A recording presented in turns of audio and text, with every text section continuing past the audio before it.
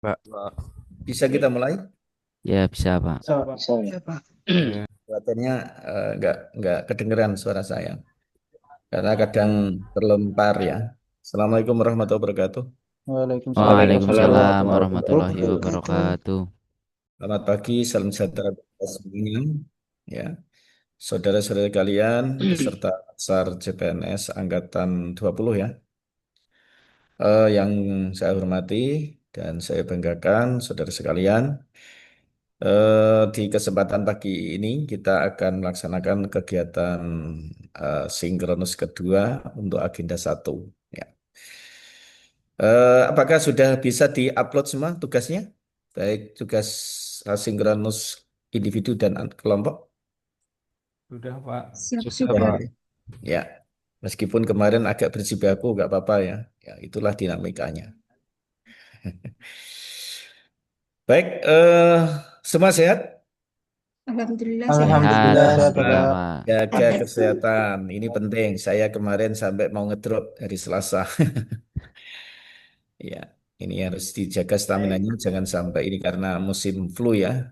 Jadi kalau sakit malah jadi nggak sehat. Baik, langsung saja untuk kegiatan pagi ini kita akan ada dua agenda. Satu review agenda satu di asinkronus hari pertama, hari Selasa tanggal 29 Juli. Kemudian nanti asinkronus kedua di tugas hari Rabu, ya. Nanti baik learning journal maupun di analisis isu kontemporer. Ini akan kita evaluasi, kita lihat seperti apakah tugas yang sudah panjenengan buat baik individu maupun kelompok. Ya. Setelah itu kita akan melakukan kegiatan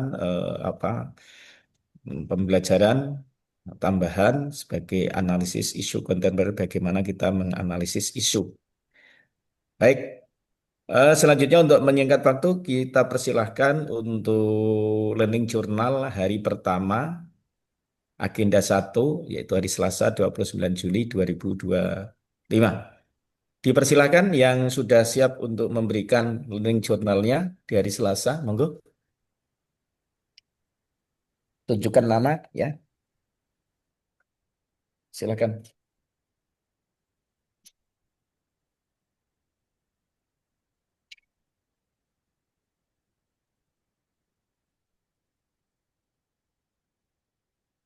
Ada yang sudah siap?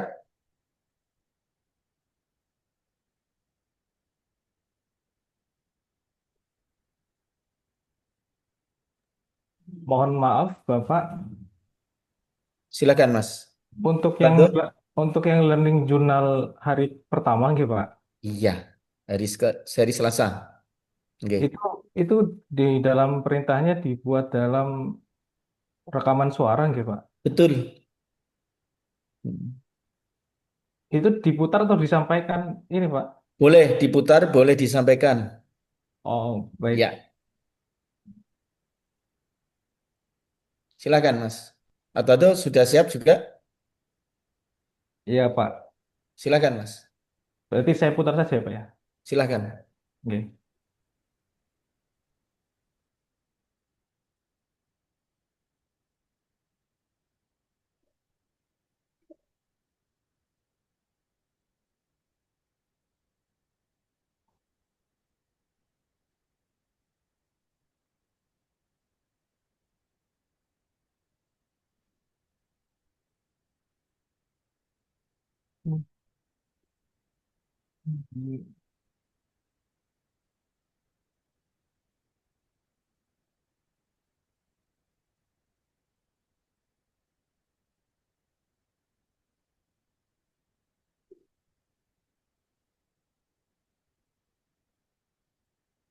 Mohon mohon maaf, Pak, untuk share audio bagaimana ya, Pak? Teman-teman ada yang tahu, teman-teman?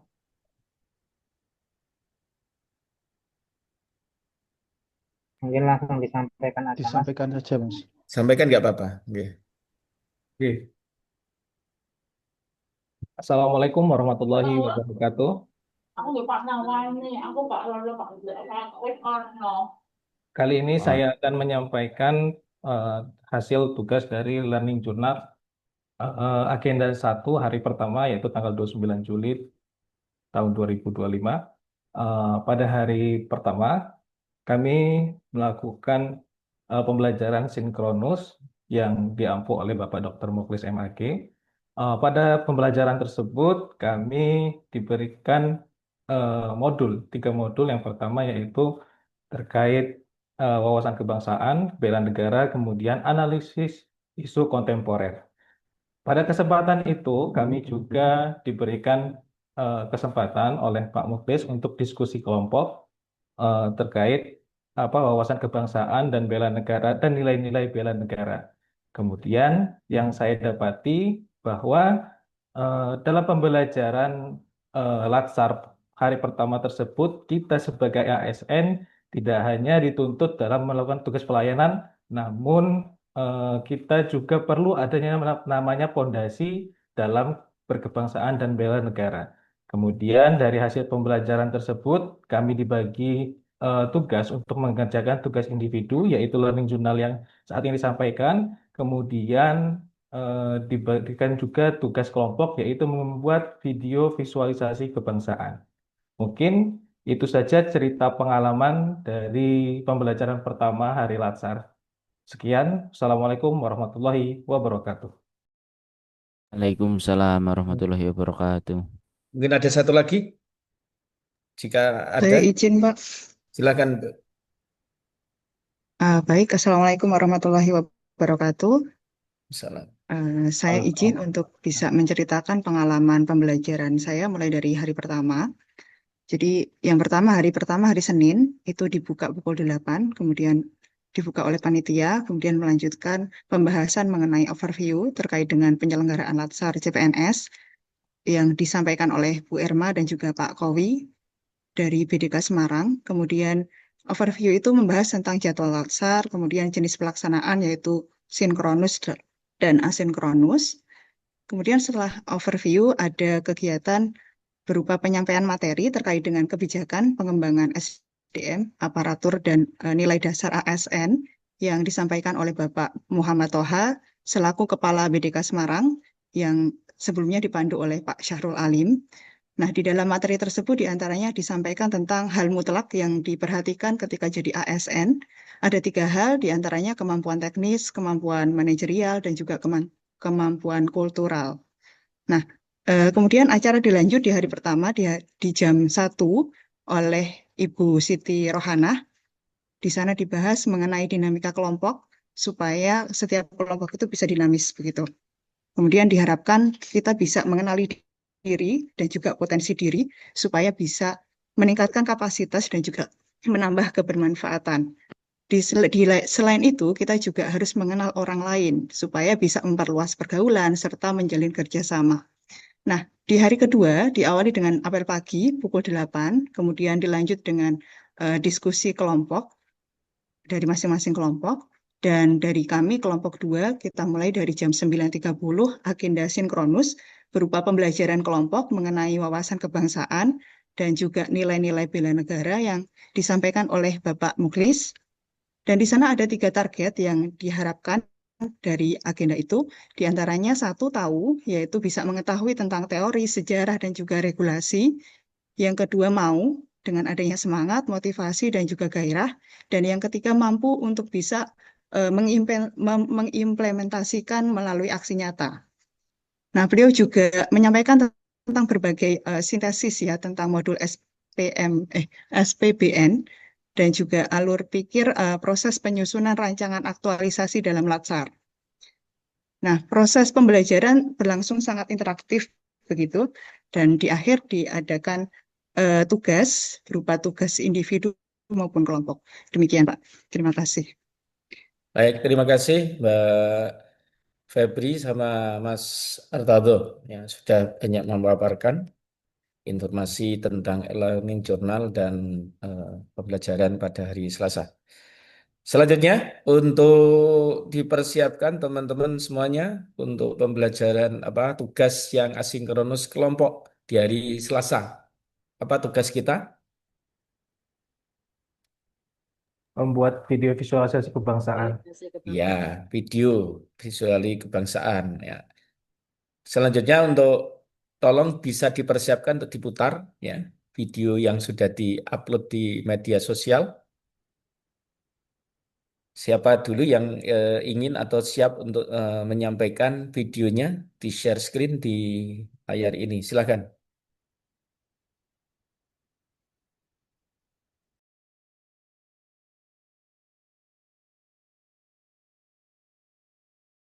Mas Aji bisa bantu share screen nggak, Mas? Hasil videonya.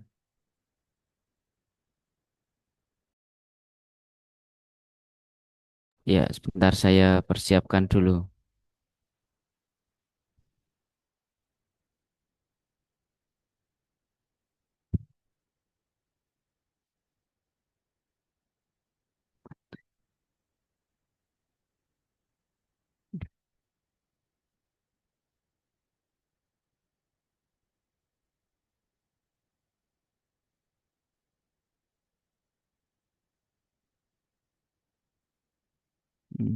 Ini ya.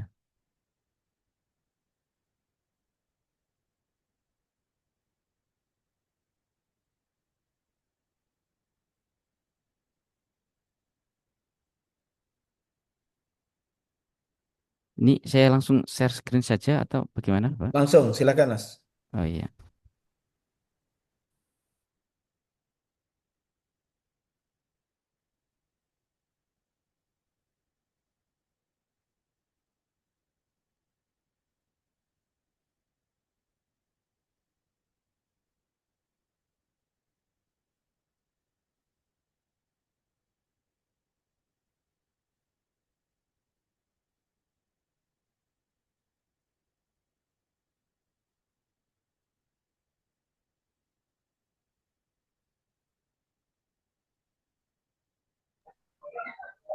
Syahirnya belum ada suaranya, Mas.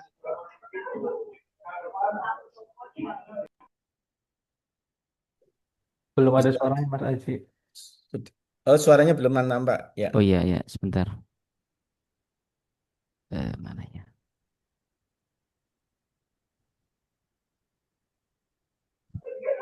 Itu pas awal share screen itu sebelah kanan ada share sound-nya, Mas.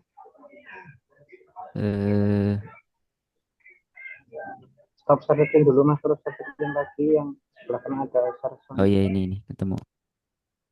Coba lagi. Ya, sudah ada suaranya, Pak? Ya.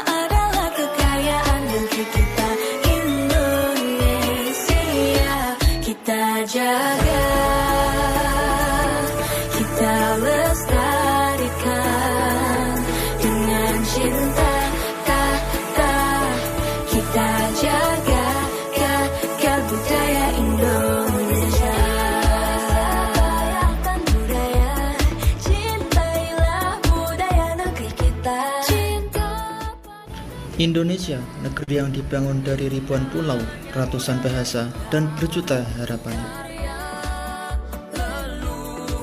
Dari Sabang sampai Merauke, kita berbeda, namun tetap satu. Bukan karena kesamaan yang menyatukan kita, tapi karena semangat untuk saling menghormati, menghargai, dan menjaga. Inilah tanah air yang diwariskan para pahlawan dengan darah, air mata, dan pengorbanan. Kita adalah generasi penerus yang memikul tanggung jawab untuk menjaga, merawat, dan mengisi kemerdekaan. Indonesia bukan sekedar nama di peta, tapi jati diri yang hidup dalam tindakan. Mari kita buktikan bahwa perbedaan adalah kekuatan dan persatuan adalah harga mati.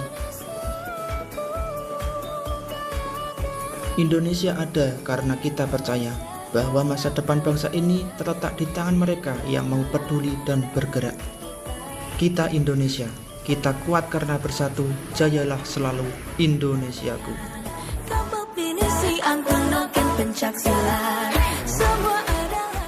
Menjaga Indonesia berarti menyapa semua dengan hormat. Dalam setiap pelayanan saya selalu belajar bahwa menyapa orang dengan hormat, apapun latar belakangnya, adalah bentuk kecil namun nyata dari menjaga Indonesia. Menjaga Indonesia adalah menjaga keberagaman dalam persatuan. Indonesia bukan hanya satu warna, tapi harmoni dari berbagai warna. Menjaga Indonesia harus dimulai dari diri sendiri. Ketika saya menahan prasangka, membuka ruang dialog, dan memilih bekerja sama, saat itulah saya tahu bahwa menjaga Indonesia bukan tugas orang lain, tetapi menjadi tugas yang harus dimulai dari diri saya sendiri. Menjaga Indonesia adalah merawat nilai-nilai luhur, gotong royong, toleransi, dan kasih sayang bukan sekedar slogan. Menjadikannya nyata dalam kehidupan sehari-hari adalah cara saya menjaga Indonesia tetap bernyawa.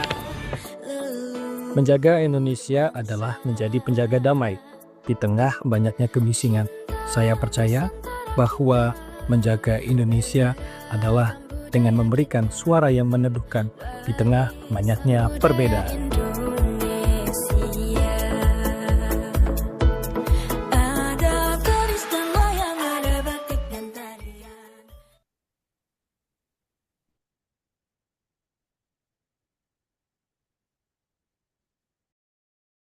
Sudah? Untuk kelompok yang sub B bisa diputar juga Mas Aji. Sebentar, saya Iya. tanya dulu. Ini ada berapa viewer, Mas Murad ini tadi ya? Yang sudah ditayang Bukan saya, ada Pak, berapa? Mas Haji. Oh, Mas iya. Haji Budirianto, Pak. Ada berapa viewer tadi, Pak? Sudah ada berapa? 92, Bapak. 92. Ada subscribe-nya? 49. Sudah ada subscribe? 49. Iya. Komennya? Iya. Komen 1. Gimana komennya, Mas?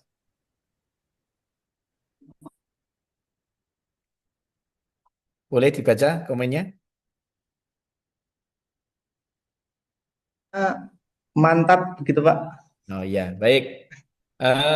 Berikan ya reaksi ya. Keren ya. Oke, saudara sekalian, nanti ini bisa dikembangkan kembali ya, dilanjut dan di-share ya ke semua media. Di media sosial lainnya boleh ya. Jadi boleh disampaikan di media lain, bukan hanya ini di YouTube kan? Iya, Bapak. Boleh di TikTok, boleh di IG, boleh yang lain ya, Smack video atau yang lain yang mungkin itu bisa kita share wawasan kebangsaan kita melalui media sosial, melalui video ini. Demikian, dan nanti kita akan melihat mana yang terbanyak di antara semuanya nanti di klasikal besok akhir September ya. Selamat untuk kelompok pertama ini yang sudah menayangkan videonya. Dan selain ini bisa di-share di link Zoom ya. Di chat ini. Baik, Terima kasih, luar biasa. Lanjutkan, semangat selalu. Ya. Kita lanjut di kedua, silakan.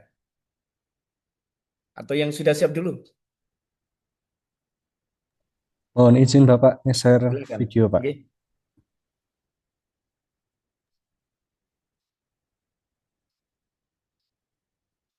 Mohon izin Pak, ini untuk video visualisasi kan dibagi dua kelompok. Mm. Jadi kan kelompok satu ada dua video jadi Pak. Ya, betul. Iya. Sampaikan semua. Iya.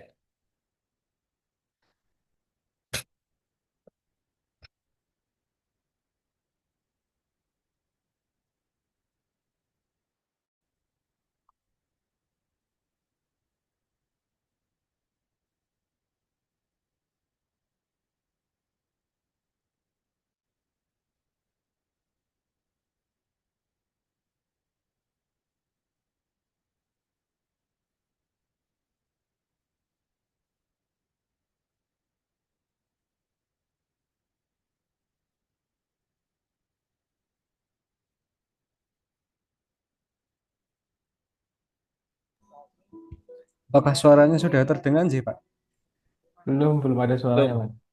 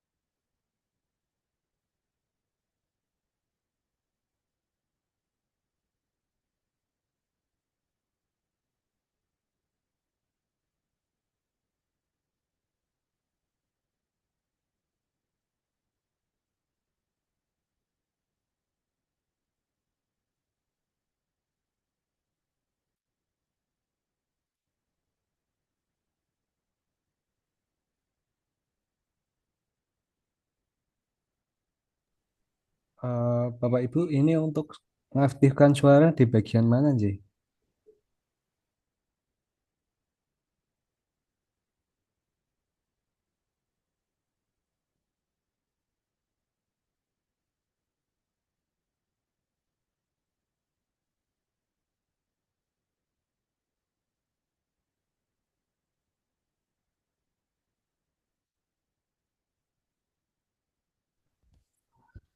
Di pilihan share screen itu ada share sound Mas, dicentang Mas.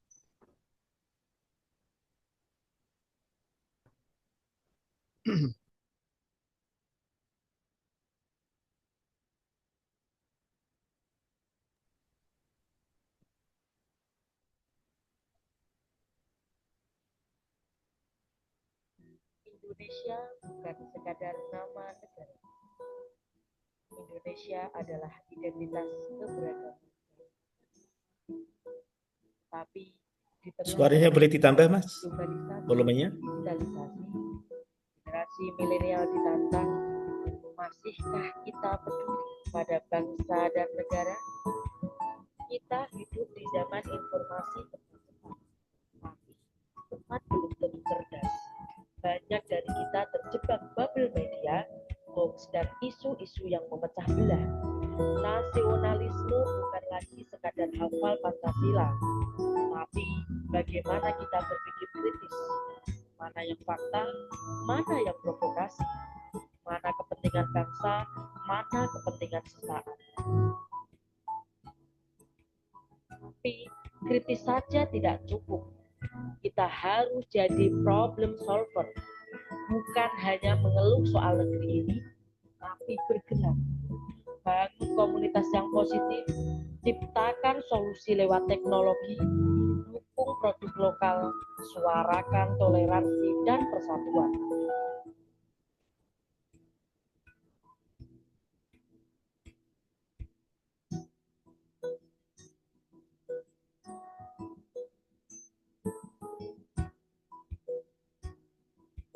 Menjadi CPNS milenial bukan hanya status, Tapi bagaimana kami bisa ikut memajukan bangsa dengan wawasan kebangsaan yang kritis dan aksi nyata yang solutif? Kita juga patut berbangga karena Indonesia memiliki dasar negara yang kuat dan tak pernah lekang oleh waktu, yaitu Pancasila.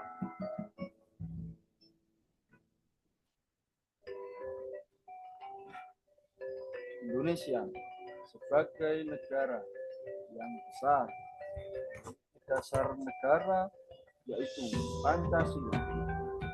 Sila pertama, Tuhanan yang Maha Besar.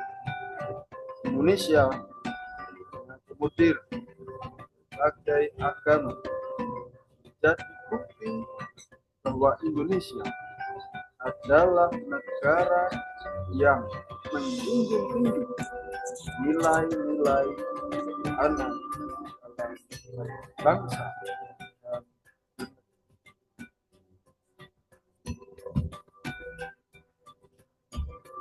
Sila kedua, kemanusiaan yang adil dan beradab. Indonesia sebagai negara maju menjunjung tinggi nilai-nilai kemanusiaan dan memberikan penghargaan tertinggi terhadap martabat manusia tanpa membedakan ras, agama, suku, dan golongan. Sila ketiga, persatuan Indonesia. Negara Indonesia merupakan negara kepulauan yang terdiri dari ribuan pulau, ratusan bahasa, adat dan budaya, serta berbagai macam agama. Namun dengan semangat persatuan dan semangat Bhinneka Tunggal Ika, perbedaan-perbedaan yang ada dapat dipersatukan. Sila keempat, kerakyatan yang dipimpin oleh dengan kebijaksanaan dalam permusyawaratan perwakilan.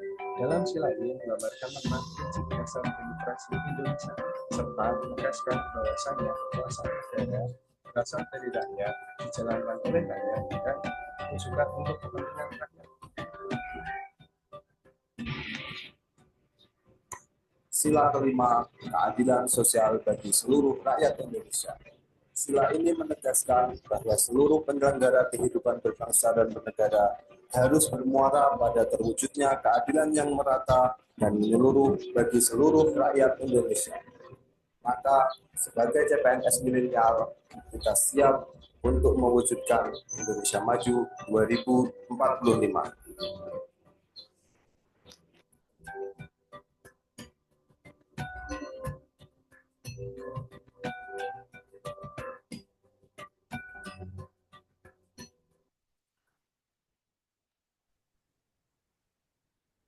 Baik, terima kasih. Sudah ada berapa viewer, Mas? Barusan saya cek sudah ada 96, Pak. Sama ya, kapan ditayang ini? 19 jam yang lalu, Pak. Berarti 19. kemarin siang. Ya. Oke. Kemudian ada subscribe? Untuk like-nya ada 32, Pak. Oke. Ada subscribe-nya? Subscribe-nya ada 29. Oke. Kemudian komennya? Untuk komen sementara belum ada, Pak. Lebih ke komen yang di WA, Pak. Harus ada memantiknya itu ya. Boleh dari kita sendiri Iya, Pak. ya. Teman juga boleh memberikan respon di situ ya. Jadi ini tujuannya adalah untuk kita bisa berkontribusi dalam mengimplementasikan wawasan kebangsaan kita di dunia maya melalui media sosial. Jadi video kebangsaan ini maksudnya adalah untuk memberikan wawasan kebangsaan kepada masyarakat secara umum. Ya. Harapannya demikian. Jadi silahkan di-share. Nanti ditambahkan kalau sekarang di YouTube kan, nanti bisa di-share di media lainnya, ya di IG, di FB misalnya, atau kemudian TikTok atau yang lain yang lebih populis apa. Nah, silakan nanti dikembangkan sampai nanti di ujung pembelajaran klasikal di bulan September nanti ya. Sampai ketemu di sana, mana yang terbanyak nanti akan kita perlihatkan. Baik, terima kasih, tetap semangat selalu Mas. Sukses ya, ya. Baik, Pak. Terima kasih, Pak. Oke, terima kasih. Selanjutnya, yang dua lagi, silakan. Untuk yang kelompok 1 sub B-nya, Mas Iya, Aji. Pak. Monggo. Mas Aji apa Mas Faiz yang mau nge-share screen? Saya nggak apa saya. Oke, oke.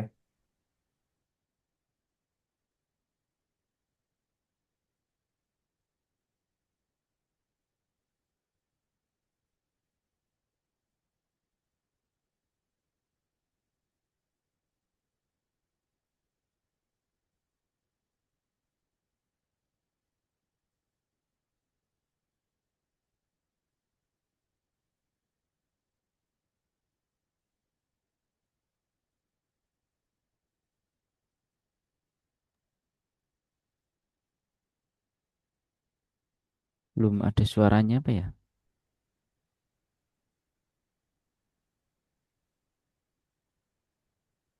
Belum ada suaranya, ya. Belum ada. Nggih.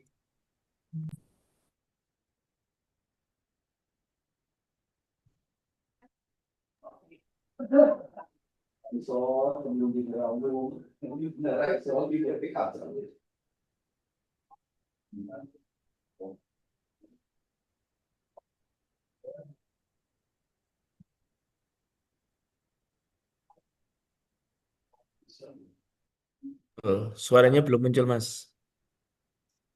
Belum muncul ya, Pak ya? Belum. Bentar.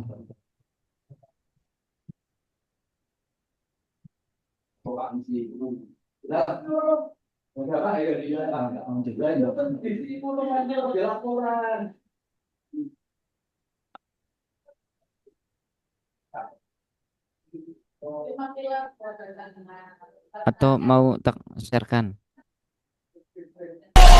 Oh, sudah.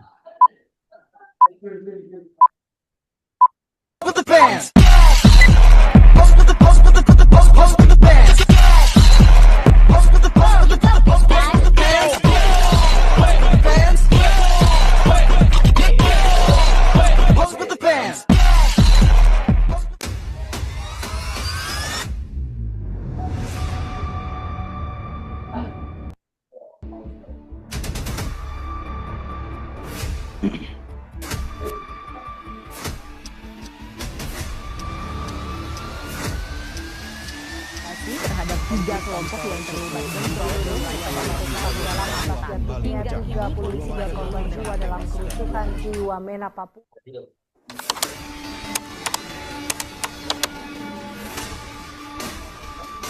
Saudara-saudara sebangsa dan setanah air, kalau jadi Hindu jangan jadi orang India, kalau jadi Islam jangan jadi orang Arab, kalau jadi Kristen jangan jadi orang Yahudi. Tetaplah jadi orang Nusantara dengan adat budaya Nusantara yang kaya raya ini. Ingat wahai saudara-saudara, musuh yang terberat itu adalah rakyat sendiri.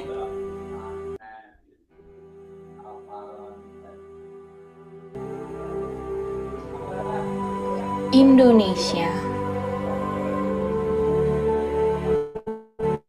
sebuah negeri yang indah, tempat kita dibesarkan, terdiri dari ribuan gugusan pulau-pulau, membentang luas membentuk untayan permata, bersanding dengan luasnya lautan biru, menyajikan keragaman hayati yang tak terbatas nilainya.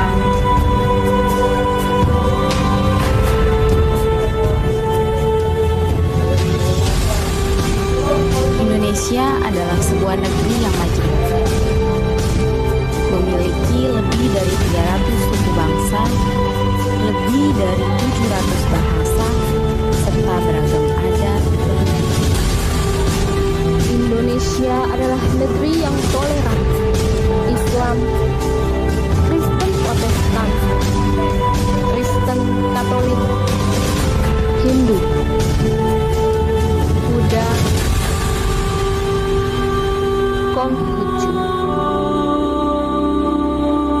Semuanya hidup berdampingan di negeri ini.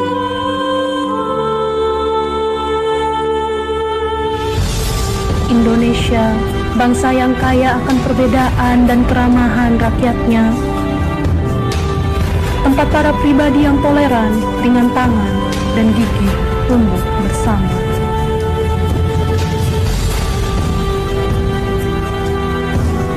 Jangan jadikan perbedaan sebagai pemecah.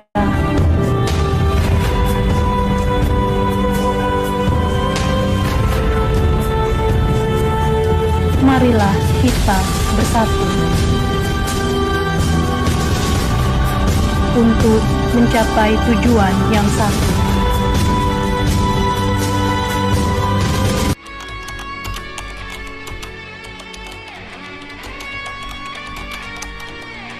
Persatuan adalah wujud iman dalam tindakan. Saya meyakini bahwa iman sejati tercermin dalam sikap. Ketika saya menghargai sesama yang berbeda keyakinan, disitulah nilai agama saya hidup. Persatuan bukan hanya urusan negara, tapi juga panggilan nurani. Persatuan itu merawat, bukan menyerahkan. Persatuan bukan memaksa semua orang jadi sama, tapi merawat perbedaan dengan kasih dan akal sehat. Sebagai ASN Kementerian Agama, saya tidak boleh lelah menjadi penjaga harmoni tengah perbedaan. Persatuan adalah energi untuk melayani. Dalam setiap tugas saya menemukan bahwa semangat melayani akan padam jika tidak dilandasi dengan semangat persatuan. Kebersamaan itulah yang memberi makna lebih dalam dari sekedar rutinitas pekerjaan. Persatuan harus diperjuangkan setiap hari. Persatuan bukan kondisi yang statis, dia harus dijaga, diperjuangkan, dan dipupuk setiap hari dalam sikap, dalam kebijakan, dan dalam cara saya menyapa masyarakat dari berbagai latar belakang. Persatuan adalah warisan yang harus diteruskan. Sebagai ASN Kementerian Agama Republik Indonesia, tugas saya adalah memastikan warisan itu tetap hidup lewat tindakan yang menyatukan, bukan perpecahan.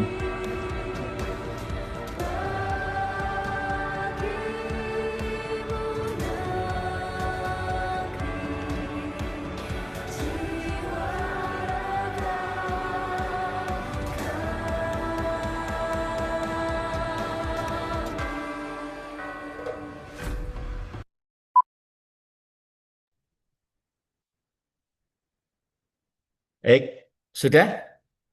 Boleh diceritakan, Mas Faiz atau teman-teman yang lain. Ceritanya gimana ini? Muncul inspirasi seperti ini.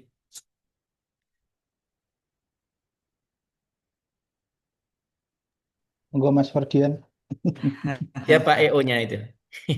CEO-nya siapa? Terima kasih ya Pak, izin ya Pak sedikit menjelaskan. Sebenarnya ini itu ide kami bersama di kelompok 1 bagian kedua. Nah ini tuh teman-teman memberikan ide-ide lah tentang Indonesia. Jadi kan sedikit menyuplik lah dari presiden pertama kita itu pastinya selalu memberikan dan menyuruh agar Indonesia itu tetap bersatu. Seperti itu. Makanya tak masukkanlah cuplikan Bapak IR Soekarno. Ya. Jadi ceritanya seperti itu ya. Tidak Ya, betul. dimonopoli seseorang ya. Mas Eko sendiri mungkin ya. Baik. Kompak ya. Ada berapa viewer ini? Ini kebetulan saya upload pakai YouTube kelompok sendiri Pak, buat baru kemarin. Itu viewernya sudah, subscribe-nya udah 9, kemudian like-nya sudah 15, dan komennya sudah 6. Alhamdulillah komennya positif semua dan mendukung kami untuk selalu berkembang.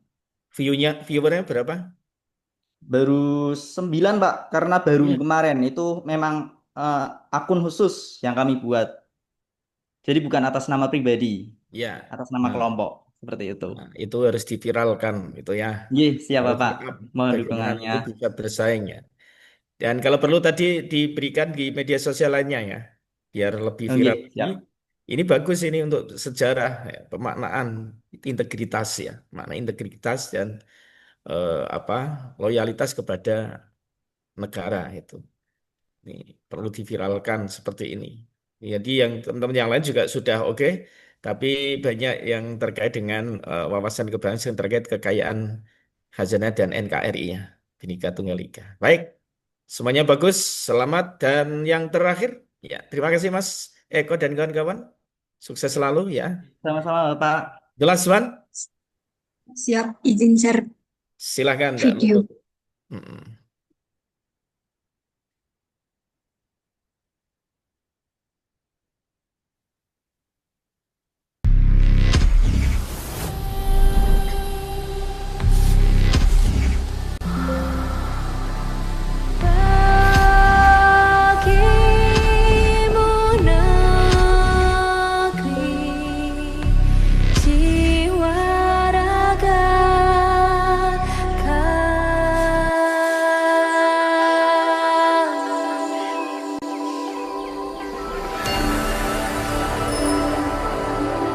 Indonesia is the most beautiful land in the universe. The land where we were born.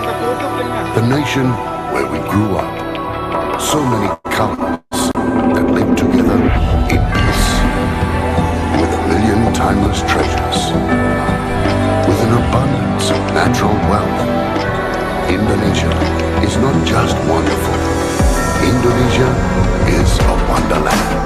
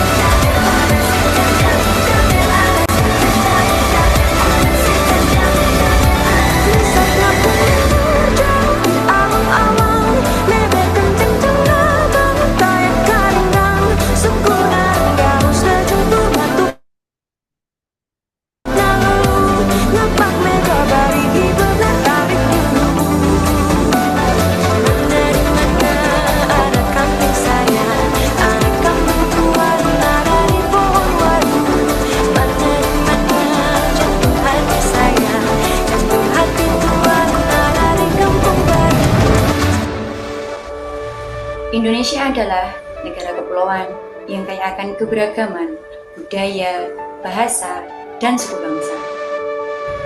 Keberagaman adalah kekuatan dan persatuan adalah kunci kemajuan. Kemerdekaan adalah hak segala bangsa.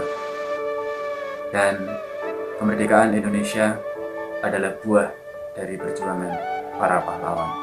Kualitas sumber daya manusia merupakan kunci keberhasilan pembangunan bangsa. Indonesia adalah tanah air kita. Mari kita jaga dan bangun bersama untuk masa depan yang lebih baik.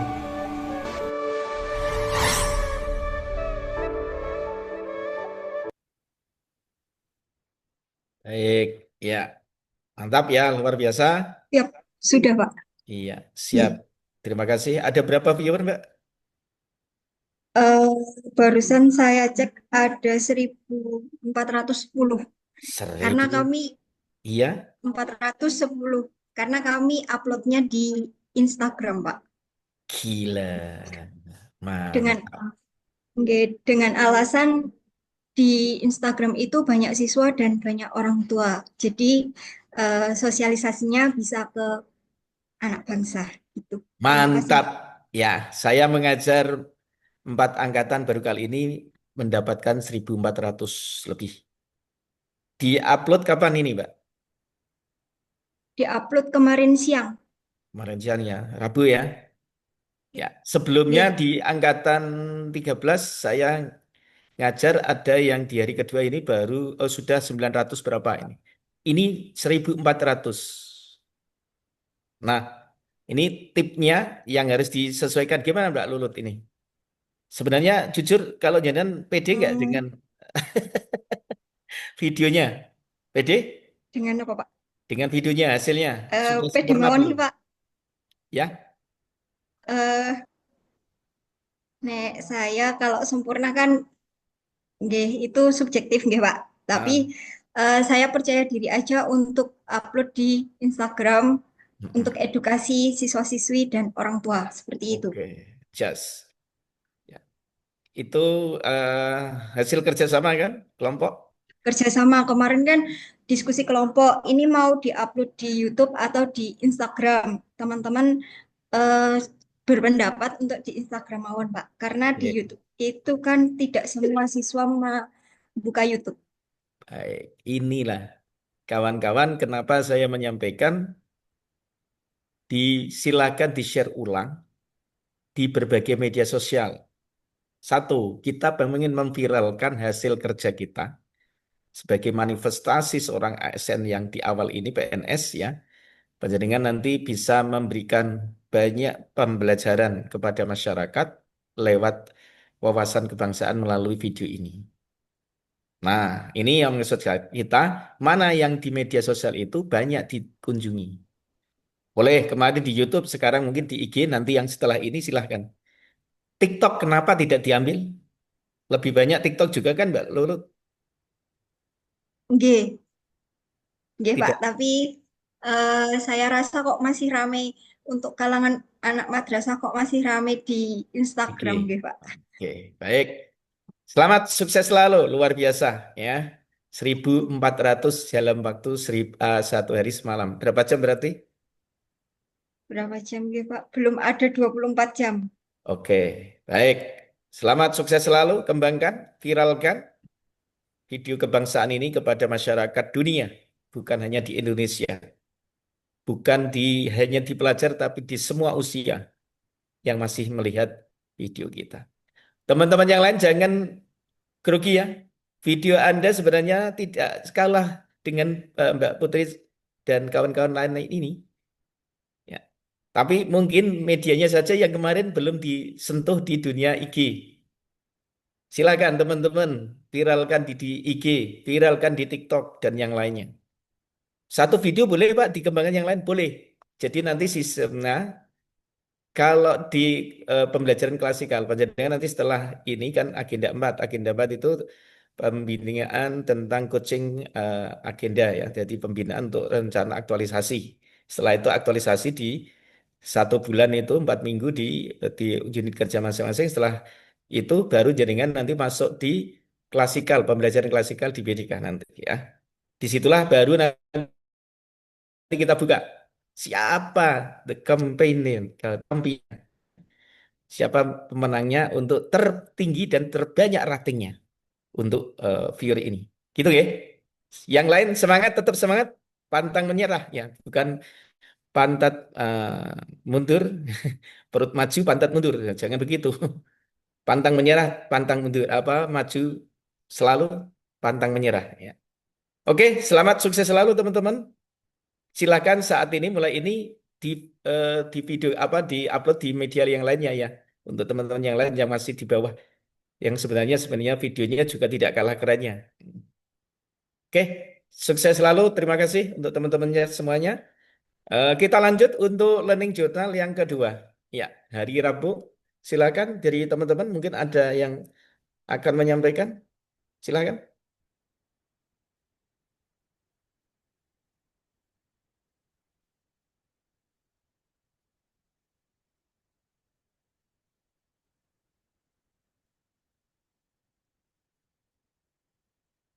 Ada yang learning journal hari Rabu?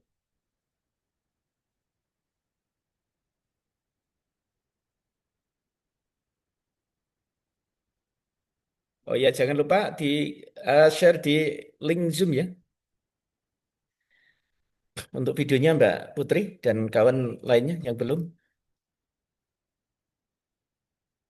di chat ini ya. Learning journal-nya ada teman-teman?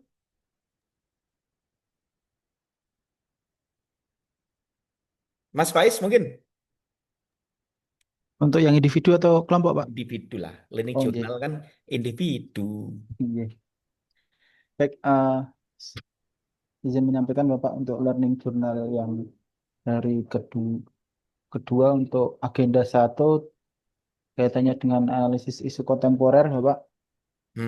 Jadi pembelajaran untuk yang hari kedua ini adalah dengan metode asinkronus, yakni metode fleksibel, metode tidak dengan tatap muka langsung, tetapi kita juga merancang sebuah isu aktualnya tersebut menggunakan metode sinkronus juga Bapak dengan teman-teman kami dengan kelompok.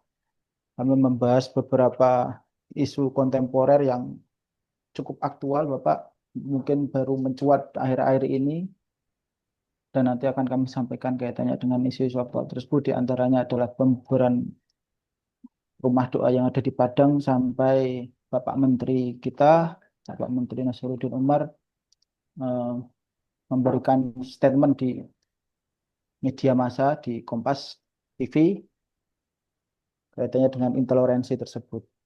Kemudian kami juga membahas tentang kaitannya dengan ekstremisme, radikalisme, dan yang ketiga kaitannya dengan penyelenggaraan haji dan umroh ataupun penipuan umroh.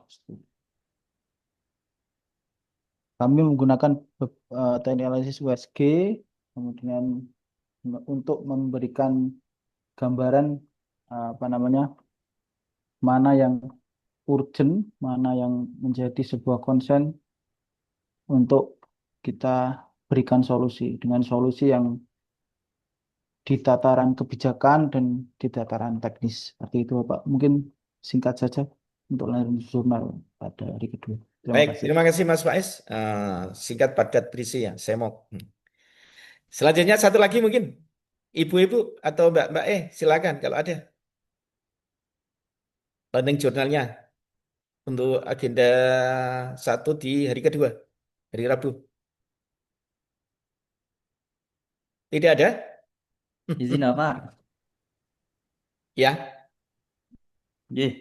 Silakan. Sedikit menyampaikan sedikit tentang yang kemarin, e-learner yang hari Rabu. Kita bisa tahu pembahasan dari Bapak Muhlis itu tentang AGHT ya. Kemudian kita sebagai ASN itu harus memiliki modal insani yang kuat tentunya untuk menghadapi perubahan lingkungan strategis dan isu-isu kontemporer yang sedang booming saat ini. Apa aja sih modalnya? Ya, bagi ASN tentunya harus punya modal kan. Yang pertama dari intelektual. Kita harus memiliki kemampuan berpikir kritis, analitis, dan juga inovatif. Kemudian secara emosional, kita juga harus memiliki kemampuan mengelola emosi, berempati, dan berinteraksi dengan baik. Dan secara sosial, kita harus bekerja sama, berkomunikasi, dan berjejaring.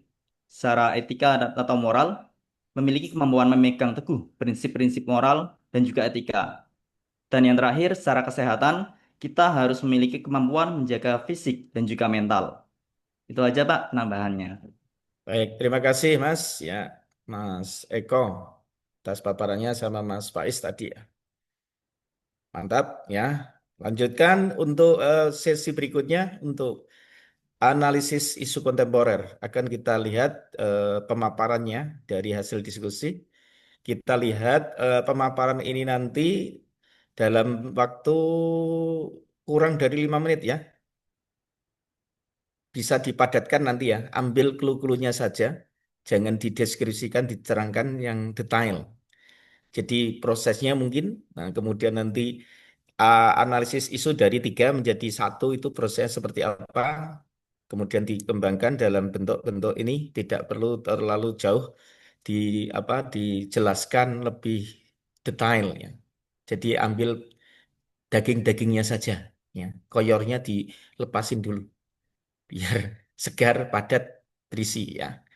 Jadi kontennya yang disampaikan itu, dan nanti saya masih bisa masuk untuk jam berikutnya, saya masih sekitar 20 menit, ya. Kita berharap masih bisa masuk. Kenapa?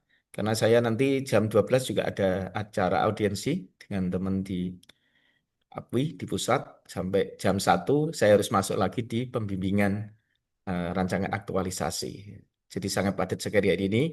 Mohon bisa kerjasamanya teman-teman agar kita tetap bisa jalan semuanya. Terima kasih Mas Eko dan kawan-kawan. Langsung saja silakan analisis isu kontemporer, siapa yang dulu untuk di share screen, ya. Lanjutkan juga Pak, nanti berarti langsung untuk kelompok 1B ya Pak. Silakan.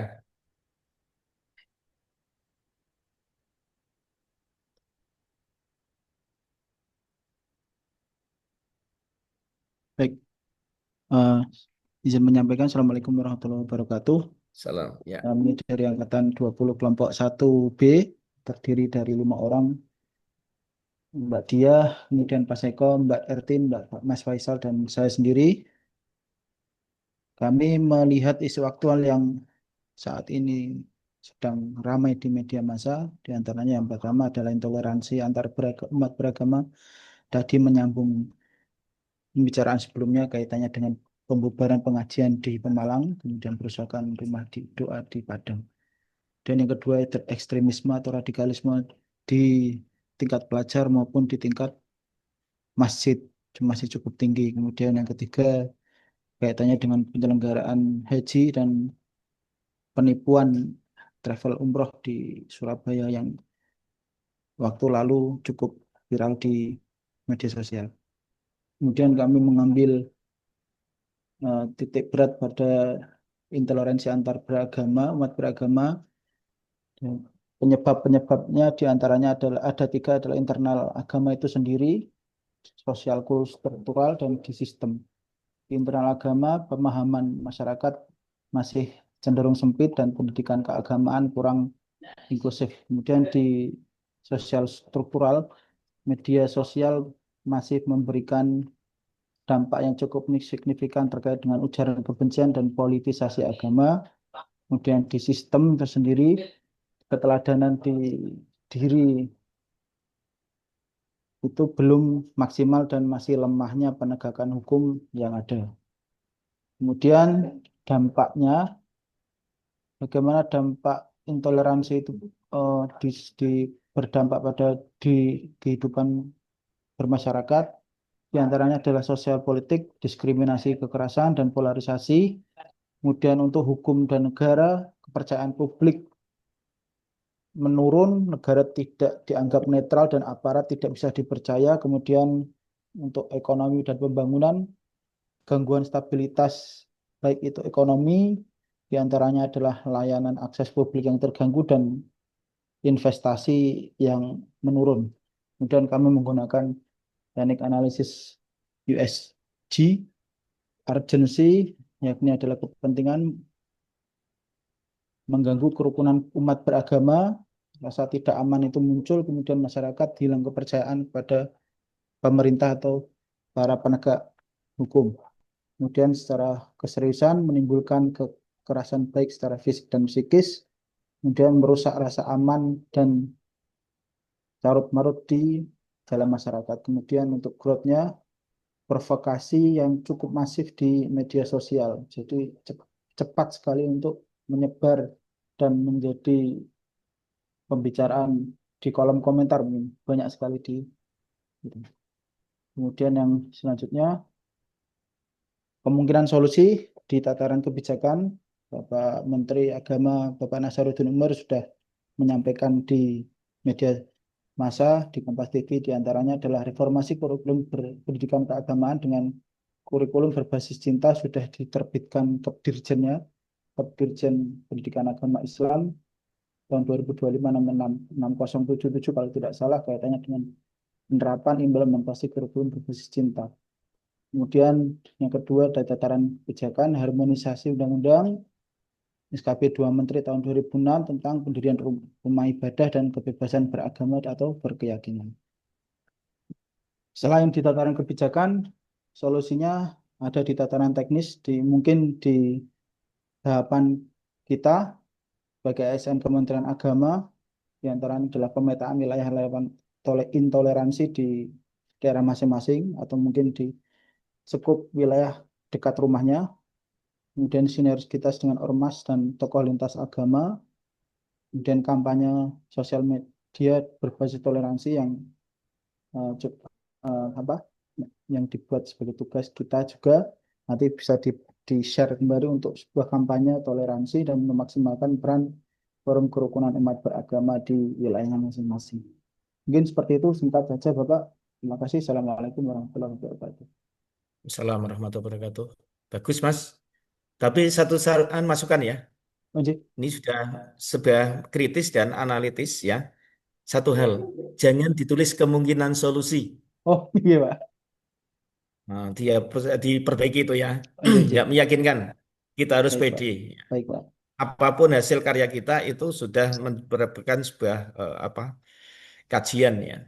Nah, mungkin kalau lebih ditekankan penjenengan carikan data seperti tadi regulasi yang ada atau sumber-sumber yang lain itu lebih bagus. Baik, Bapak. Jadi tidak boleh mengambang. Kalau kemungkinan solusi ngambang itu nanti. Tidak kita meyakinkan untuk memberikan respon ya, untuk memberikan sebuah tesis ya dari tesa, sintesa antitesa dan sintesanya kan begitu nantinya. Baik.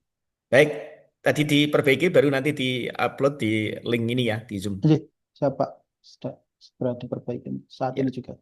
Oke, terima kasih Mas Faiz dan kawan-kawan yang luar biasa sudah banyak memberikan renungan masukan untuk perbaikan kita bersama ya untuk ke depan. Ya. Solusinya apa? Moderasi beragama. Ya. Ini menjadi satu wewenang kita di Kementerian Agama nantinya. Kita harus paham apa itu moderasi beragama dan bagaimana kita menjadi ASN di Kementerian Agama. Itu sangat tergantung di pemahaman kita. Baik, terima kasih Mas Faiz dan kawan-kawan. Kita lanjut di kedua mungkin silakan. Dari kelompok 1 sub A Pak pengen menyampaikan. Silakan, ya Mas. Mbak Ayu. Oke, mohon izin Bapak share screen. Siap, mangga.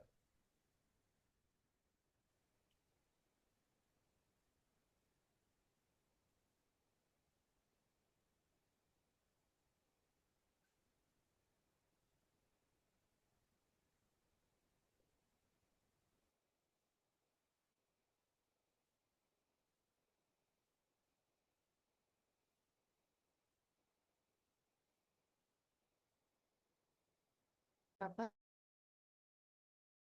ini hasil kerja kelompok kami dari kelompok 1 bagian sub A. Jadi kami berlima kemarin melakukan diskusi kelompok.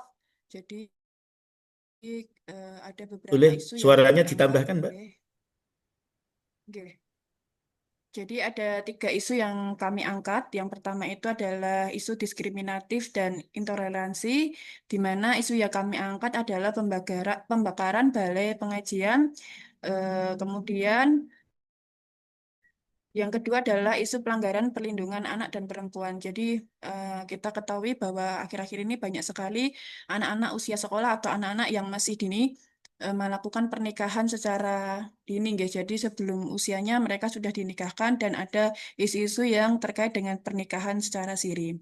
Yang ketiga adalah isu kualitas SDM, di mana isu tindakan asusila di lingkungan lembaga pendidikan agama, khususnya yang kita ketahui akhir-akhir ini terjadi di lembaga pendidikan agama, khususnya di pesantren. Nah, dari pemaparannya ini,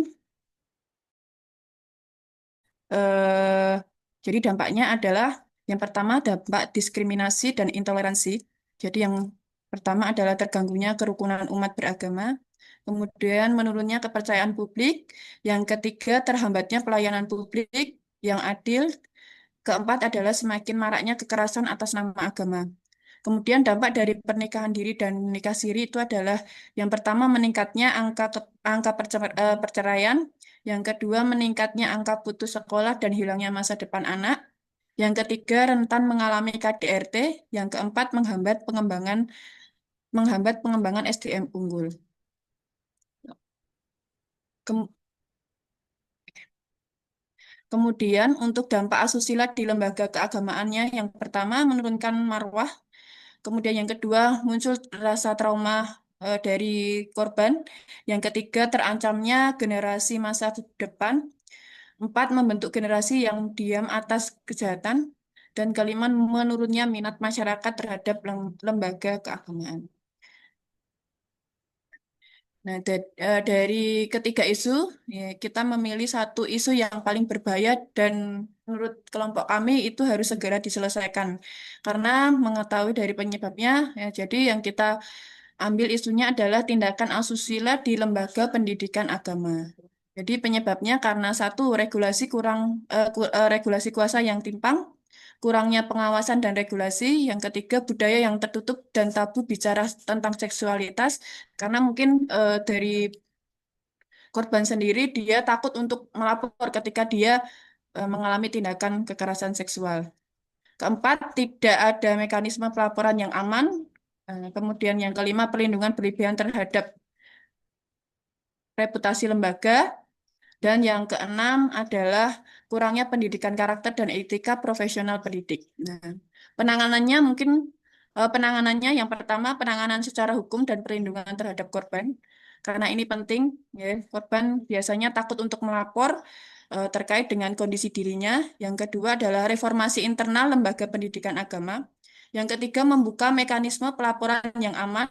Dan yang keempat adalah peran pemerintah dan Kementerian Agama yang harus saling berkoordinasi mengenai masalah-masalah dan isu-isu kekerasan seksual khususnya terhadap anak-anak di usia sekolah.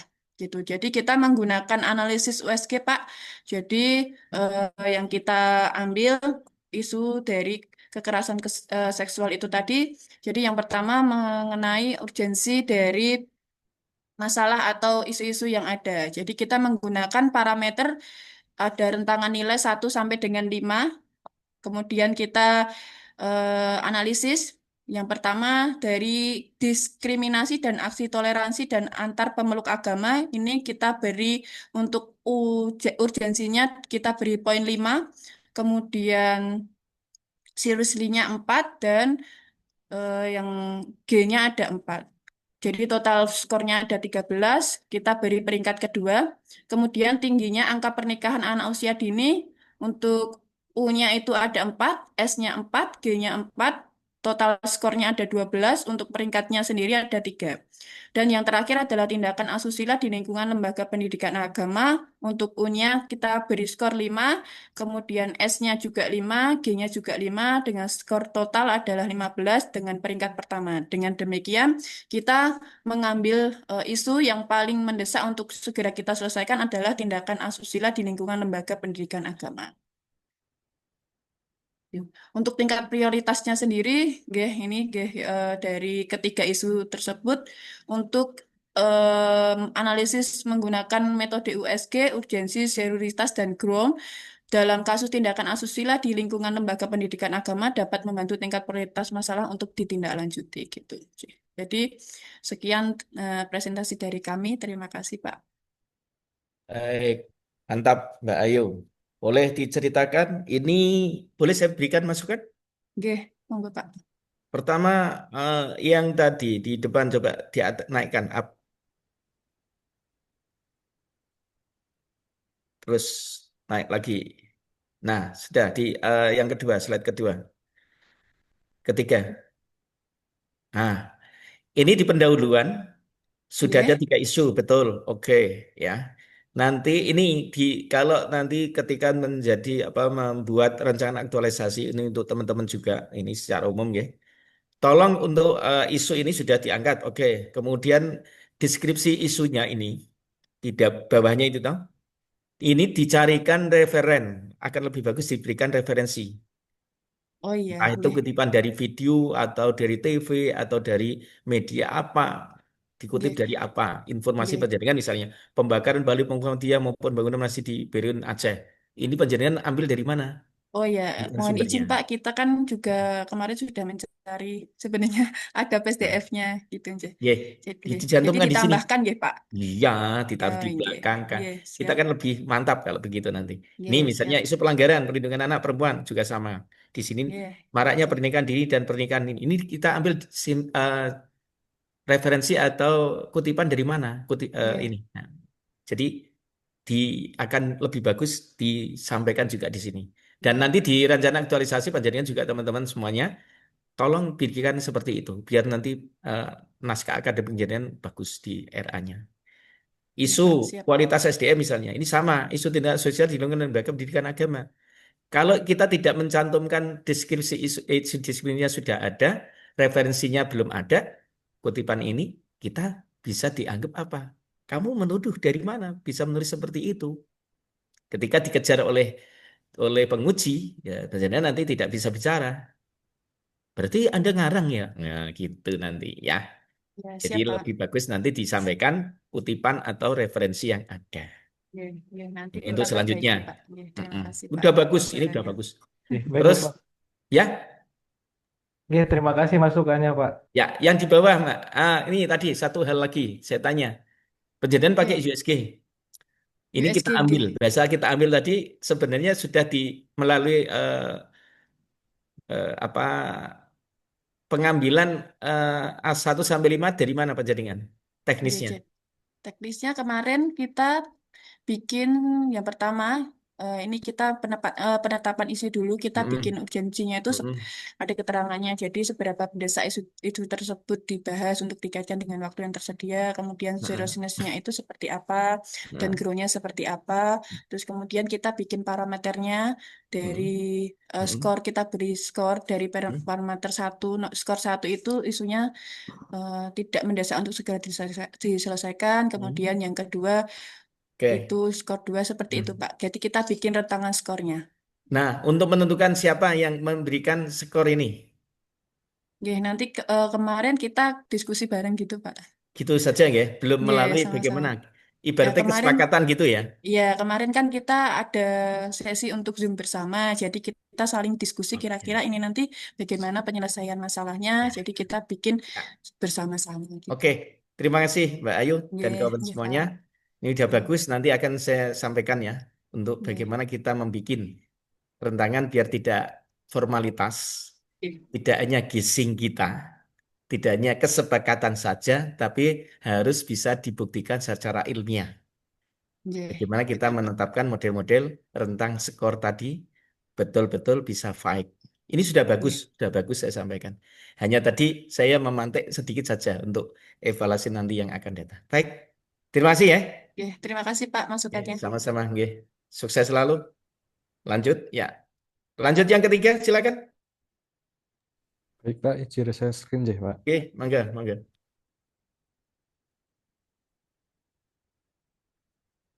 Silakan Mas Yani.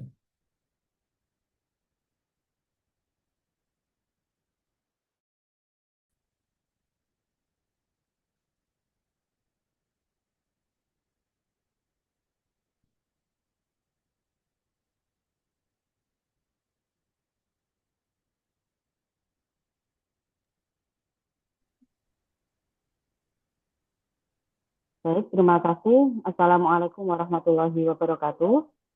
Waalaikumsalam. Kami dari kelompok 2 kategori A akan menyampaikan hasil diskusi kami mengenai analisis isu kontemporer berkaitan dengan Kementerian Agama yang berpotensi menimbulkan AGHT atau ancaman gangguan hambatan dan tantangan. Selanjutnya Mas Hemi.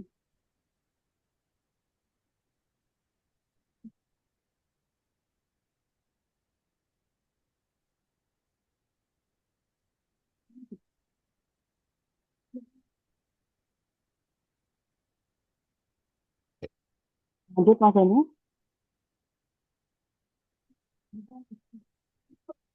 Sebentar Mbak, ini rada nge-lag punya saya.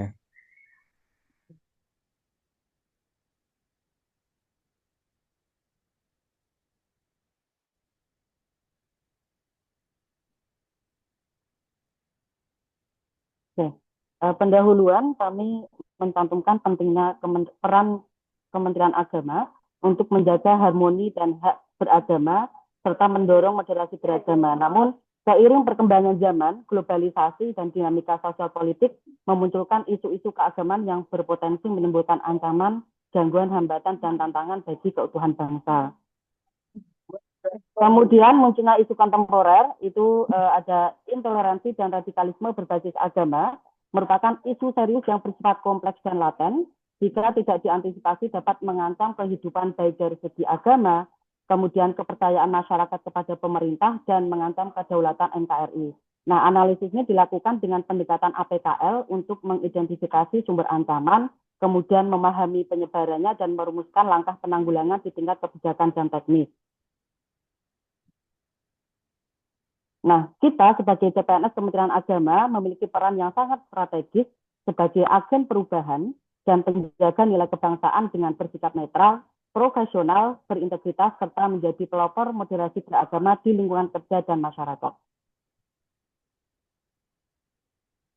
Nah, tujuan diadakan analisis ini yang pertama adalah mengidentifikasi isu-isu kontemporer yang relevan dengan fungsi Kementerian Agama.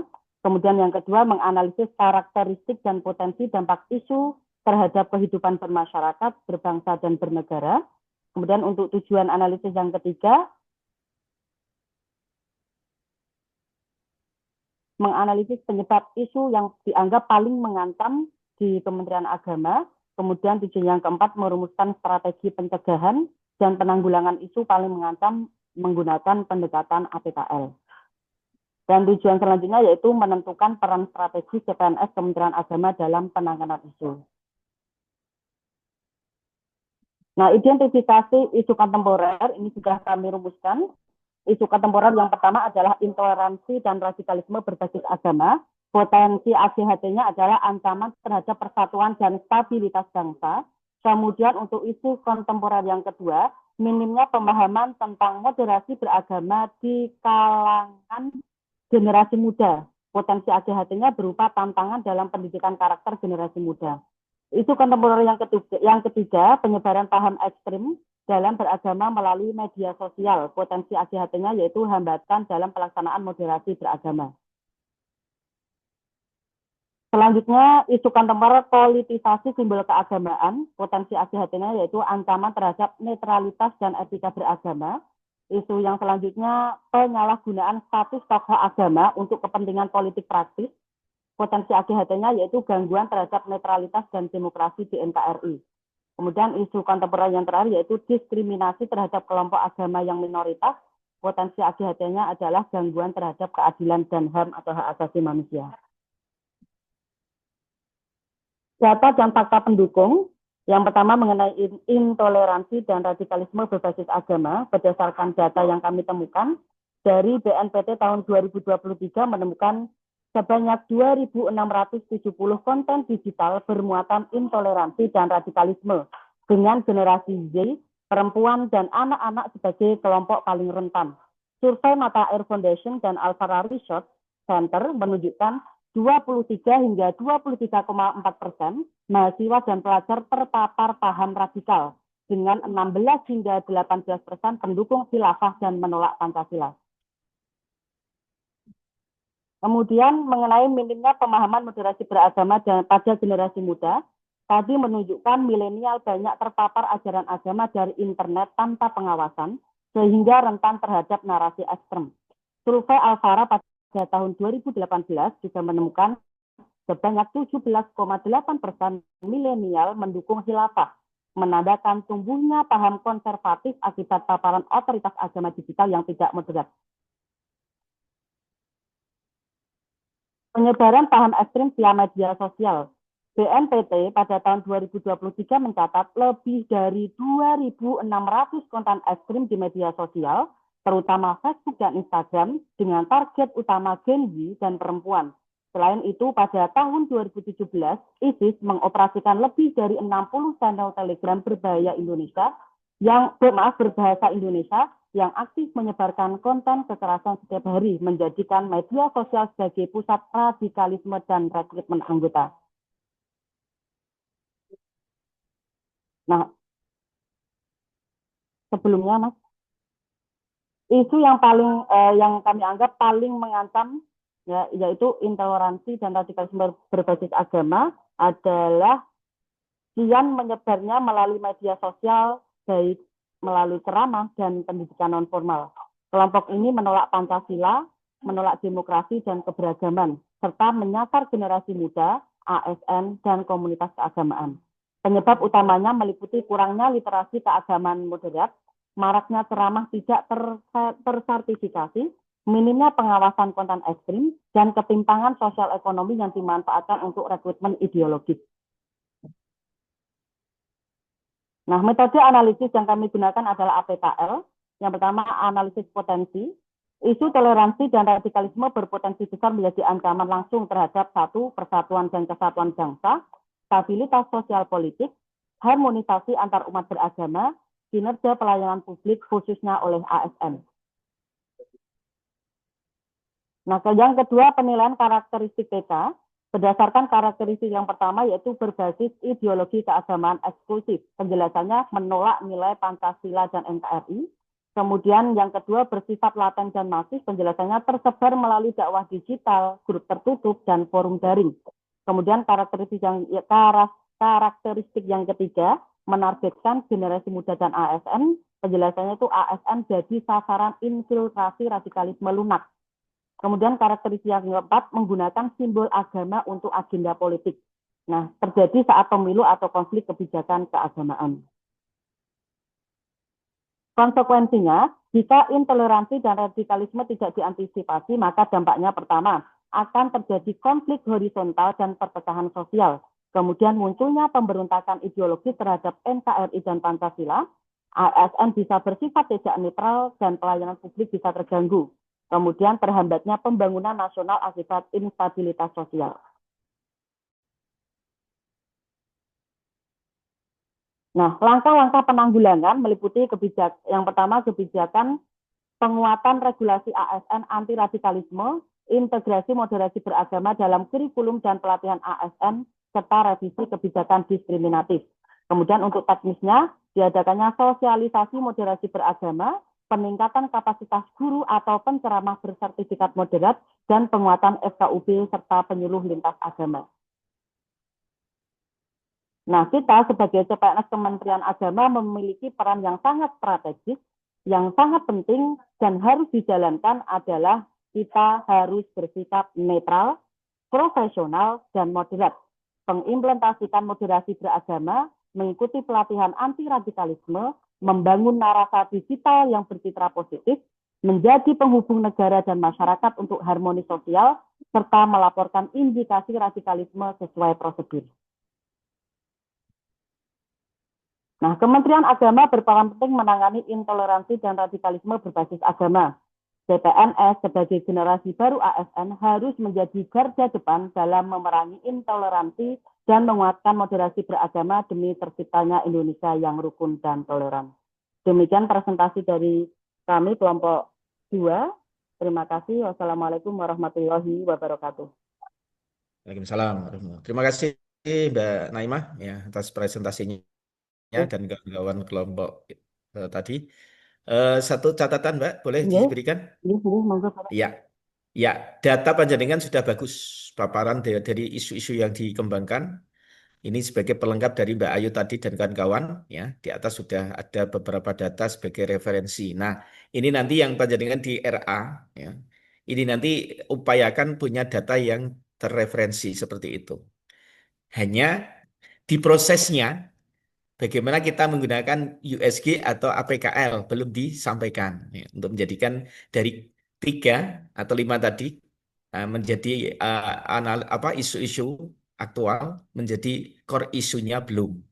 Nah, tadi itu yang nantinya tadi sudah disampaikan tapi belum mempunyai data. Data apa misalnya tadi saya katakan ada berapa, kemudian penggunaannya seperti apa. Nah, nanti akan kita sampaikan. Oke, setidaknya sudah cukup bagus ya sebagai pelengkap semuanya. Luar biasa, sukses selalu ya. Nanti nggak ada orang yang sukses sempurna ya. Nanti kekurangan di mana nanti akan kita sampaikan berikutnya. Oke, semangat, mantap. Nah, kita lanjutkan ke yang terakhir, the last one. Silakan.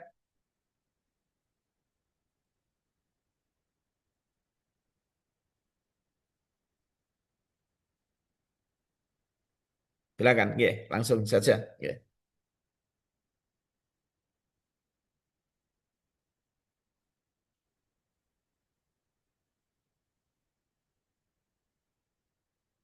Belum dengar suaranya? Oh iya, Bapak. Ya, Silakan. nggih, Bapak, perkenalkan kami dari kelompok 2 BIM ingin menganalisis isu kontemporer.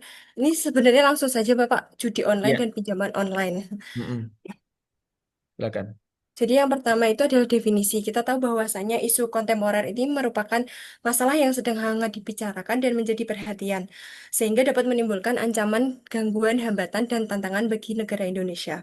Nah, sebelumnya Bapak, kami sebelumnya itu menentukan 3 isu yang akan kami angkat. Yang pertama adalah radikalisme terorisme, yang kedua pinjaman online, judi online, dan yang ketiga hate speech. Nah, pada kali ini kami menentukan teknik teknik analisis isu menggunakan analisis USG atau Urgency Seriousness Growth, di mana kami mengelompokkan skor-skor terkait dengan 3 isu yang akan kami angkat. Dari ketiga isu ini yang paling memiliki skor tertinggi untuk ditindaklanjuti atau diangkat menjadi isu strategis adalah pinjaman online dan judi online. Kemudian ada definisi judi online ini merupakan segala bentuk permainan taruhan yang dilakukan melalui media elektronik dengan mengakses internet sebagai perantara seperti poker virtual, kasino online, taruhan olahraga, slot online, dan lain-lain. Sedangkan pinjaman online itu merupakan fasilitas pinjaman uang yang disediakan oleh penyedia jasa keuangan melalui platform digital atau aplikasi website secara daring.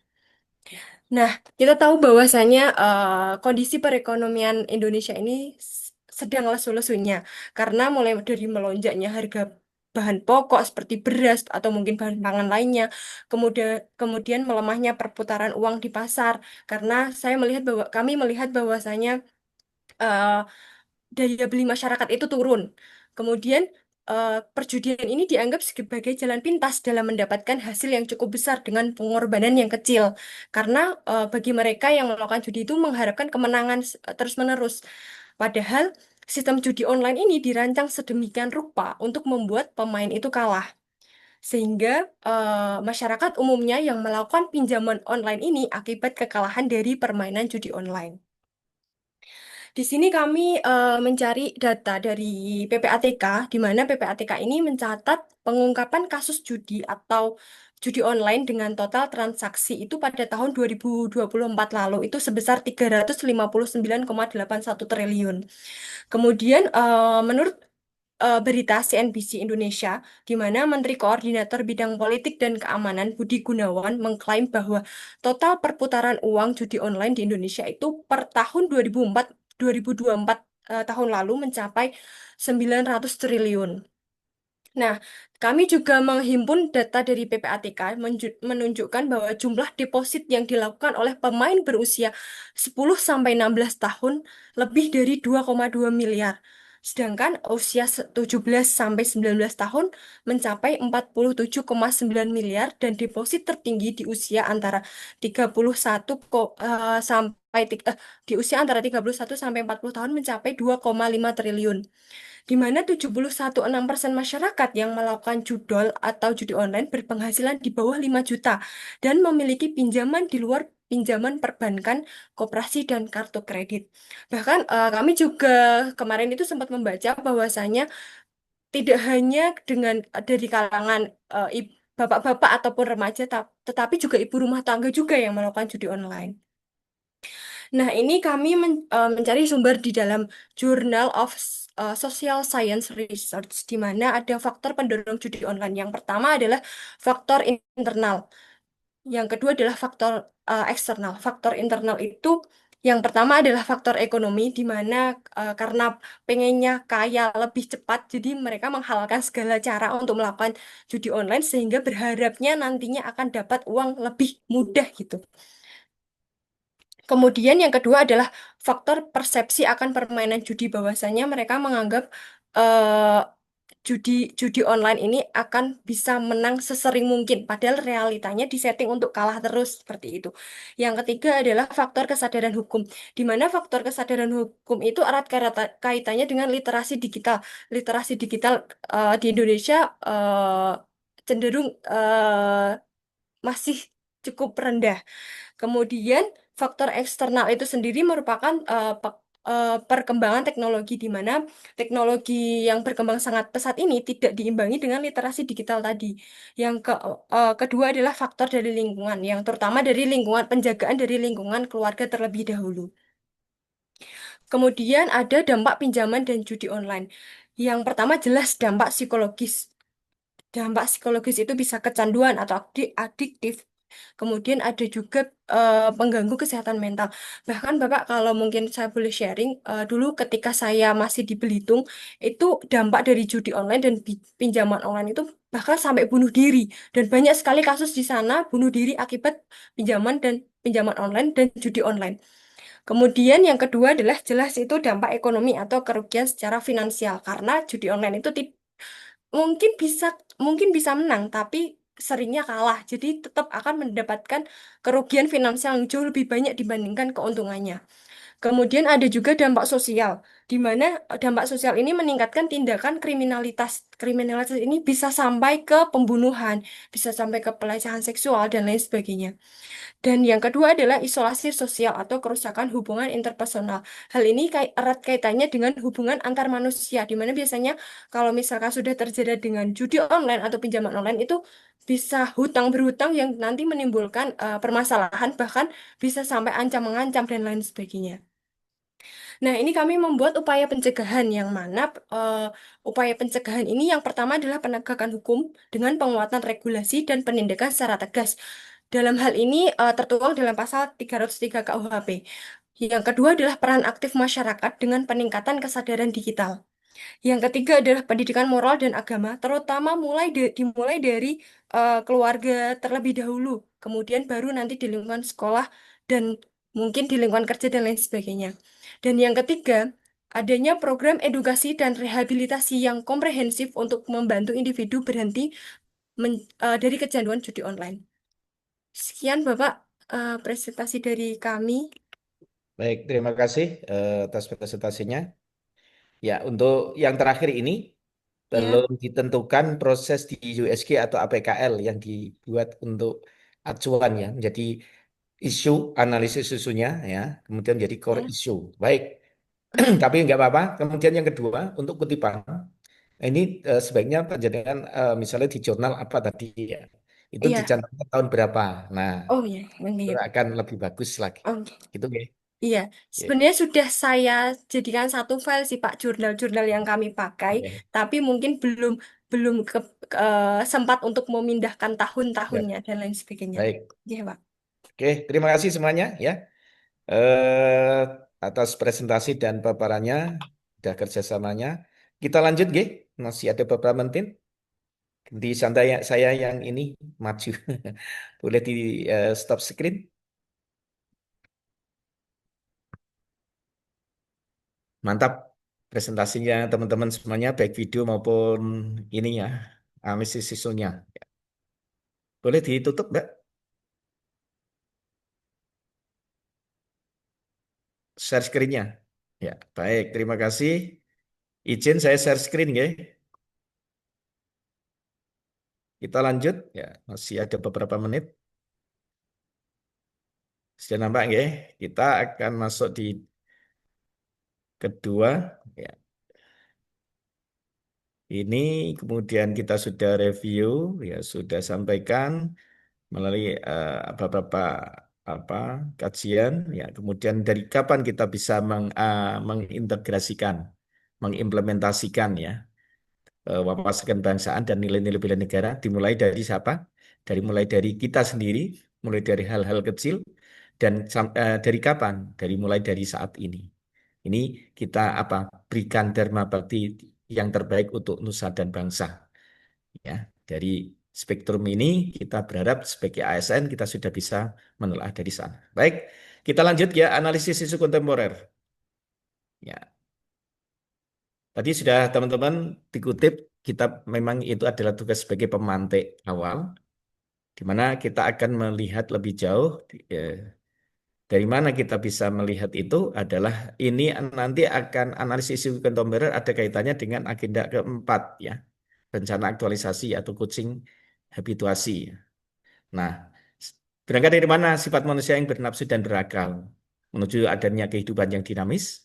Kemudian dari situ ada perubahan lingkungan strategis, baik dari individu, famili, komunitas, sosial, masyarakat maupun global. Nah, di perubahan lingkungan strategis tadi ada ada cara dan hasil, dan itu berdampak. Dampaknya ada dampak positif dan dampak negatif. Nah, yang dampak positif ada perbaikan hidup atau dinamisasi hidup, kemudian ada dampak negatif ada AGHT. Apa tadi sudah dibahas AGHT? A-nya? Ancaman, G-nya? Gangguan, hambatan, dan Ya. tantangan. Jadi kalau ada AGHT, istilah AGHT di agenda 1 di wawasan kebangsaan harus dipahami AGHT adalah ancaman, gangguan, hambatan, dan tantangan. Baik, dari AGHT apa? Muncul isu kritikal. Ya, di isu kritikal itu apa? Nah, ada terkait dengan isu-isu kontemporer yang sedang berkembang, yang potensial untuk ya, untuk bermasalah, berdampak. Ya. Apa itu? Ada korupsi misalnya, narkoba, terorisme, radikalisme, money laundering, proxy war, dan mass communication. Ini diantaranya. Masih banyak lagi, tadi ada judol, ada pinjol, dan sebagainya. Nah, isu kritikal ini perlu apa? Apakah kita singkirkan atau kita buang atau kita herdik atau gimana? Makanya apa? Isu kritik ini harus kita hadapi. Sebagai ASN jangan kita lari dari kenyataan. Dengan modal insani, ya, dihadapi dengan modal insani, dan perlu kita identifikasi isu-isu itu apa yang ada. Misalnya tadi di Kementerian Agama teman-teman sudah ada beberapa hal yang terkait di Kementerian Agama, dan itu terkait juga dengan masyarakat ya yang menjadi binaan Kementerian Agama. Nah, diidentifikasi dengan apa? Melalui kemampuan. Kemudian setelah diidentifikasi dipahami melalui apa? Isu scan. Setelah itu apa? Melalui model pentahelix. Nah, kemudian dipahami dengan apa? Dipilih atau ditapis melalui apa? Ada 2 alat pemilih atau ditapis tadi. Ini yang teman-teman harus ditegaskan kembali bahwa untuk memilih atau menapis isu yang 3 menjadi nantinya 1, ya, atau 5 menjadi 1 itu melalui tapisan isu.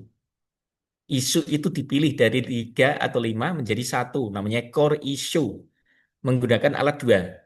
Model 1 APKL untuk yang berkaitan dengan kualitas, dan USG itu yang terkait dengan prioritas. Ini harus dipegang ya. Boleh, teknik tapisan isu ada 2, APKL dan USG.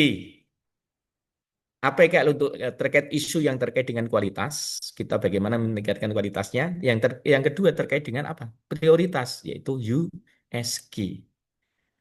Nah, setelah ditapis isu menjadi core issue, setelah dilakukan dengan APKL dan USG, dianalisis core isunya dengan apa? Fishbone atau mind mapping atau SWOT dan lain-lain. Nah, ini yang biasa dipakai di rencana aktualisasi, digunakan analisis yang fishbone. Apa boleh dengan mind mapping atau SWOT? Boleh, tapi yang tadi lazim digunakan adalah fishbone. Setelah dianalisis, maka diselesaikan dengan apa? Alternatif rekomendasi, ya. Alternatif rekomendasi itu siapa yang bikin? Kita. Berupa apa? Gagasan kreatif. Nah, sampai di sini ada yang perlu disampaikan? Boleh, silakan kalau mau di SS. Sudah? Sudah? Baik, kita lanjut ya. Teknik analisis isu. Nah, teknik analisis isu itu ada 4 tahapan penyelesaian isu itu.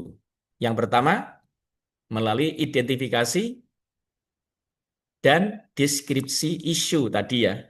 Dari 5 atau 3, silakan nanti dicari yang di unit kerja Anda ya. Ini identifikasi, identifikasi dan deskripsi isu seperti tadi yang dibuat. Ya. Kemudian yang kedua, langkahnya memilah atau menapis isu. Apa yang alat digunakan tadi untuk memilah dan menapis isu? Jadi 3 atau 5 isu menjadi satu isu, apa tadi core issue? Menggunakan USD atau atau APKL. atau APKL. APKL digunakan untuk apa? Isu yang terkait dengan Kualitas. kualitas. Kalau USG terkait dengan Prioritas. prioritas. Ya, itu teknik yang kedua ya. Oke.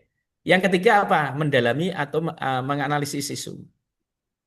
Melalui apa? Cara mendalami dan menganalisis isu melalui setelah jadi core issue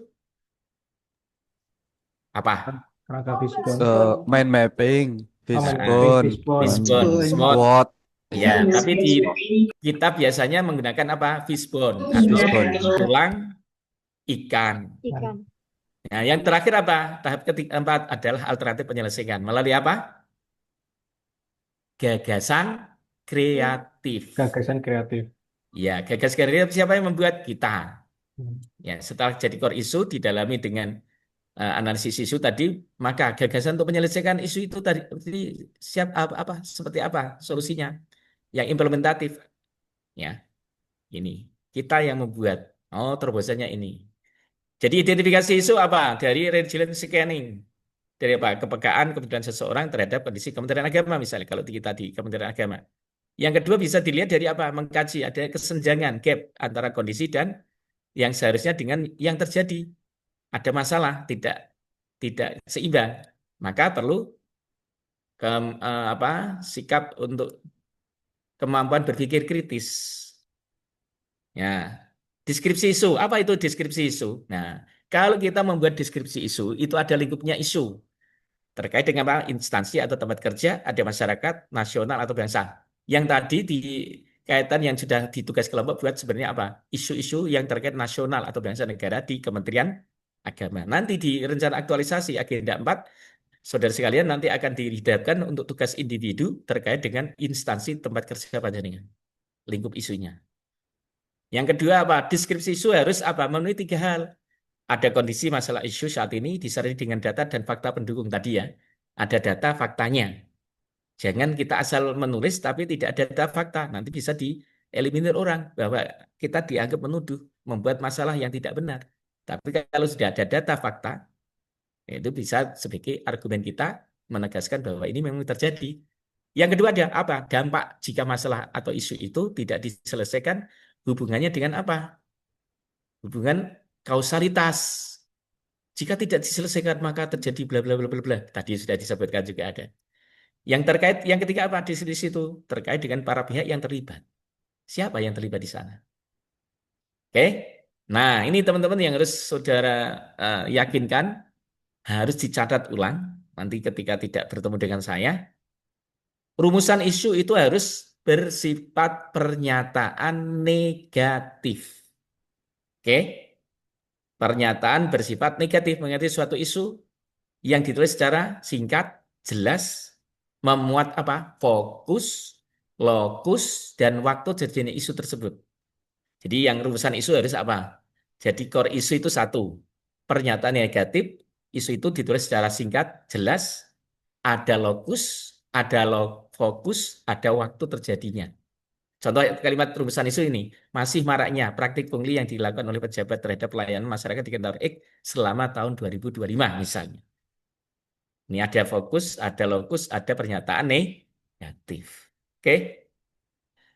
Teknik APKL. Nah, tadi untuk memilah atau menapis isu dengan apa? Teknik APKL. Ada 2, teknik APKL dan USG. Aktual, hanya aktual, benar-benar terjadi dan sedang hangat dibicarakan dalam masyarakat. Ya. Yang kedua apa? Problematik. Isu yang memiliki dimensi masalah yang kompleks sehingga perlu dicarikan solusi. Itu problematik.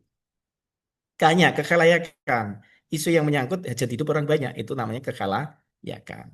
L-nya kelayakan. Isu yang masuk akal dan realistis serta relevan untuk dimunculkan inisiatif pemecahan masalahnya. Oke. Dah. USG. Apa teknik USG itu? Urgensi. Seberapa mendesak suatu isu harus dibahas, dianalisis, dan ditindaklanjuti. Seriousness. Ya. Seriousness itu apa? Seberapa serius suatu isu harus dibahas, dikaitkan dengan akibat yang ditimbulkan. Growth itu apa? Buruk.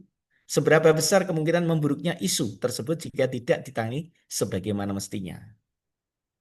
Oke, ini teknik memilah atau menapis isu. Ada dua kesalahan dalam menggunakan teknik tapisan isu. Tadi seperti tadi, teman-teman apa tak tanya yang di kelompok kedua, bagaimana cara dengan mencari isu tadi, memilih dari 3 atau 5 isu tadi menjadi satu. Jadi kesepakatan bersama. Ya itu sudah benar sebenarnya. Tapi ada kecenderungan ini tidak menggunakan teknik. Tadi ada yang sudah menggunakan teknik melalui 1 sampai 5 ya. Nah, ini sudah bagus, hanya di deskripsi yang harus ditegaskan. Nah, sehingga dengan menggunakan format seperti ini, biasanya kalau saya di kelompok bimbingan saya minta mereka menggunakan Google Form untuk melihat potensi 5 isu atau 3 isu yang diangkat, diminta kepada stakeholder yang ada di lingkungan tempat kerja kita, ya, yang relevan, atasan, sesama teman, ataupun komunitas kita yang ada di situ. Kita buat Google Form, buat angket, survei, kemudian buat identifikasi dan deskripsi isunya. Kriteria penilaian yang tiap-tiap indikator tidak dibuat tidak jelas ya. Jadi indikator ini yang penting nanti untuk menentukan angka 1, 2, 3, 4, 5 itu dari sana. Deskripsi indikator. Nah, contoh teknik APKL ini, saudara sekalian, matrik penilaian kualitas isu dengan analisis APKL. Nah, isunya nanti ditaruh di sini ya. 1, 2, 3, 4, 5. Misalnya buat angket. APKL ini 1 sampai 5. Nah, nanti dijumlah yang paling tinggi ini jumlah ini yang diangkat sebagai core issue atau menjadi satu isu yang diangkat. Prioritasnya adalah di nomor 1, nilai yang tertinggi. Oke. Setiap kriteria diberi skor nilai 1 sampai 5 di mana angka 5 sangat. Nah, misalnya seperti ini. Berdasarkan nilai isu dengan kriteria APKL, maka isu yang dipilih adalah isu D. Apa tadi yang ada di sini? Kenapa? Nilainya paling tinggi menjadi core issue. Core issue itu isu utama. Ini yang diangkat. Nah, demikian juga misalnya menggunakan contoh USG. Teman-teman bisa menggunakan model USG seperti tadi. Nilai yang tertinggi yang sebagai peringkat kualitasnya tertinggi. Ini diangkat. Ya. Sehingga apa? Berdasarkan analisis USG dia pilihlah 3 ini validasi. Nah, ini yang dimaksud tadi teman-teman. Yang misalnya tadi urgensi. Urgen itu mendesak kan? 5 itu sangat. 4 itu kalau kaitannya dengan mendesak ya sangat mendesak. Kalau terkait serius berarti serius. Ya. Kalau tadi terkait dengan growth keburukan ya berarti memburuk. 3 itu cukup mendesak, cukup serius, cukup cepat memburuk. Nah, 2 berarti kurang mendesak, kurang serius, kurang cepat memburuk. 1 tidak mendesak, tidak serius, tidak cepat memburuk. Di APKL juga modelnya seperti ini 1 sampai 5-nya.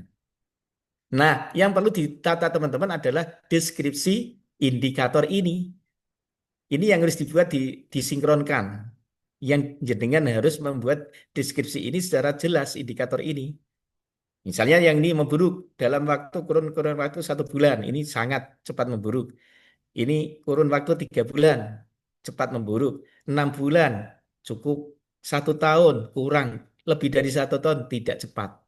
Ini contoh, boleh. Deskripsi ini yang harus ditentukan secara jelas. Baik, tahapan Fishbone. Itu ada 4. 1, menyampaikan pernyataan problem statement. Yang kedua, mengidentifikasi kategori-kategori. Ya, seperti ini, sebab, akibat. Ini ada sistem. Ini ini namanya tulang ikan. Oke. Nanti akan dibahas lebih jauh di agenda 4. Ya. Kategori ini seperti ini yang harus dibuat. Tadi, seperti machine, method, manpower. Ini disesuaikan dengan disesuaikan dengan kategori yang dibuat sendiri sesuai dengan konteks isu atau masalahnya. Ya. Jadi kategori-kategori ini dibuat sendiri sesuai konteks atau isu masalah yang diangkat oleh saudara sekalian. Setelah jadi core issue. Jadi setelah jadi core issue, jangan buat indikator untuk menentukan yang terbaik. Tahapan Fishbone ada yang ketiga adalah apa? Mencari sebab potensialnya. Dari sini apa sebab potensialnya? Ada bahaya radikalisme. Dengan apa? Tahap yang keempat adalah menentukan akar penyebab masalahnya. Nah, sebabnya lebih pada sebab apa? Adanya insentif tidak cukup. Insentif tidak cukup apa? Nah, terjadinya radikalisme. Berdasarkan kesimpulannya ini. Nah, ini nanti akan dimasukkan di sini. Oke? Contoh fishbone seperti ini jadinya ya. Jadi untuk menentukan nantinya bentuk fishbone akan jadi seperti ini. Belum dilakukannya. Nah, ini rumusan isunya. Masalahnya. Oke? Ini ada negatif kali negatif, singkat, ada tempat, ada waktu, ya. Ada fokus, ada lokus, ada waktu. Nah, berdasarkan analisis fishbone, pada kemarin dikatakan bahwa akan mencoba dilakukannya ada pada ini. Oke? Tabel rekomendasi dibuat nanti seperti ini. Rekomendasi adalah penyelesaiannya. Bagaimana? Ini gagasan kreatif yang akan kita buat melalui berbagai tahapan. Jadi kalau nanti diberikan waktu sekitar 4 minggu, penjadian membuat biasanya kita menggunakan apa? POAK modelnya. Planning, Organizing, Activating, dan Controlling. Di minggu pertama kita membuat perencanaan. Activating seperti apa, kemudian membuat modelnya seperti apa, gagasan kreatif itu betul-betul nyata dan bisa diimplementasikan. Ada solisasi. Dari ini cukup? Ada yang perlu disampaikan? Mau bertanya, Pak. Silakan. Silakan, Mas. Untuk yang gagasan interaktif kita itu berarti sifatnya itu nanti kita subjektif atau berdasarkan fakta yang ada di tempat kita, kemudian kita memberikan eh, masukan ataupun saran berkenaan dengan isu yang kita angkat, seperti itu, Pak. Boleh diulang secara sekilas apa, Mas? Untuk yang Membuat apa? maksudnya gagasan-gagasan yang kita sampaikan itu berarti kan sifatnya subjektif gitu kan, Pak? Atau harus berdasarkan fakta kita olah seperti itu, Pak? Nah, contoh gini. Penjadian sebagai apa? Guru misalnya ya. Atau Nggih, arsiparis guru. katakanlah. Nggih. Arsiparis. Di kantor penjaringan sebagai arsiparis belum tertata pembukuan atau arsip secara digital misalnya. Kita kan nantinya berangkat dari mana? Amanah. Agenda 3, Smart ASN atau Manajemen ASN. Isu yang diangkat dari sana nanti. Ya. Nanti setelah dengan mengikuti agenda ketiga, disitulah nanti sebagai core isunya penjaringan membuat isu-isu aktual yang ada di kantor anjaringan, di unit kerjanya ya. Nah, di sana nanti diambil 3 atau 5 yang ada misalnya arsiparis. Berarti apa? Belum tertulisnya arsip secara masih manual misalnya, masih konvensional, masih tradisional, berbasis kertas. Kita pengen membuat arsip-arsip itu berbasis online atau digital. Maka apa? Nah, di sana kasusnya kan banyak masih tradisional tadi ya. Gagasan kreatifnya berarti apa? Penyusunan atau pembuatan model eh, penyusunan arsip berbasis digital ya. Itu adalah gagasan kreatif. Bagaimana membuat transformasi dari tradisional atau konvensional yang berbasis kertas ke digital? Berarti harus membuat aplikasi misalnya atau membuat program di arsip pengarsipan itu di kantor seperti apa? Itu yang dibuat produk. Itu namanya gagasan kreatif. Jadi nyata. Jadi tidak hanya kita berasumsi subjektif, tidak. Tapi subjektivitas itu terkait dengan produk yang penjaringan memberikan solusi itu apa. Jadi jelas terukur dan ada bisa nanti dipresentasikan. Oh, produknya berarti membuat model pengarsipan secara digital. Berarti apa? Membuat misalnya brandingnya apa di kantor itu aplikasi yang ada dibuat. Jadi membuat aplikasi pengarsipan digital. Ini produk gagasan kreatif. Oke, gitu ya. Oke, Pak. Terima kasih. Oke, jadi nanti idealitasnya di sana tetap harus bisa dipraktikkan. Cukup? Oke. Kalau sudah nanti tugas individu ini nggih untuk nanti dibuat untuk pembelajaran klasikal. Jadi tugas ini tidak dilakukan sekarang tapi dikerjakan besok saat habituasi setelah agenda 4 ya. sebelum pelaksanaan klasikal di BDK nanti ini baru dikumpulkan waktu pembelajaran klasikal ya. Tugas individu formatnya seperti ini. Boleh di SS ya. Sudah? Cukup? Pak mau bertanya untuk tugas yang ini berarti dikerjakannya di masa habituasi itu ya Pak ya? Ya. Kalau Nggih, nggih. Dikumpulkan besok ketika klasikal. Nggih. Oke. Baik, terima kasih. Cukup? Ya, jika cukup kita tutup stop share screen. Ya, terima kasih atas semuanya, atas kerjasama yang baik dan lewati 15 menit ya. Semoga apa yang kita sampaikan bermanfaat untuk kita semuanya dan dari saya mohon maaf atas kekurangannya karena waktunya yang terbatas. Ya. Saya tidak ingin mengurangi kualitasnya sedapat mungkin, tapi ini memang masih kurang sebenarnya kalau kita jelaskan. Tapi nanti jangan khawatir, panjenengan akan dibimbing oleh coach ya. Coach itu adalah pembimbing akademik dari WI. Nanti yang mentor adalah dari atas panjenengan dan peserta adalah panjenengan nanti akan dibimbing secara teknis bagaimana menyusun rencana aktualisasi. Itu ya. Mohon maaf dan sampai ketemu di kesempatan yang lain dan saya mohon undur diri dan Assalamualaikum warahmatullahi wabarakatuh. Waalaikumsalam warahmatullahi wabarakatuh. Terima kasih Pak. Terima kasih Pak. Terima kasih Pak. Sama-sama. Terima kasih, Bapak. Selamat pagi, sehat selalu. Salam.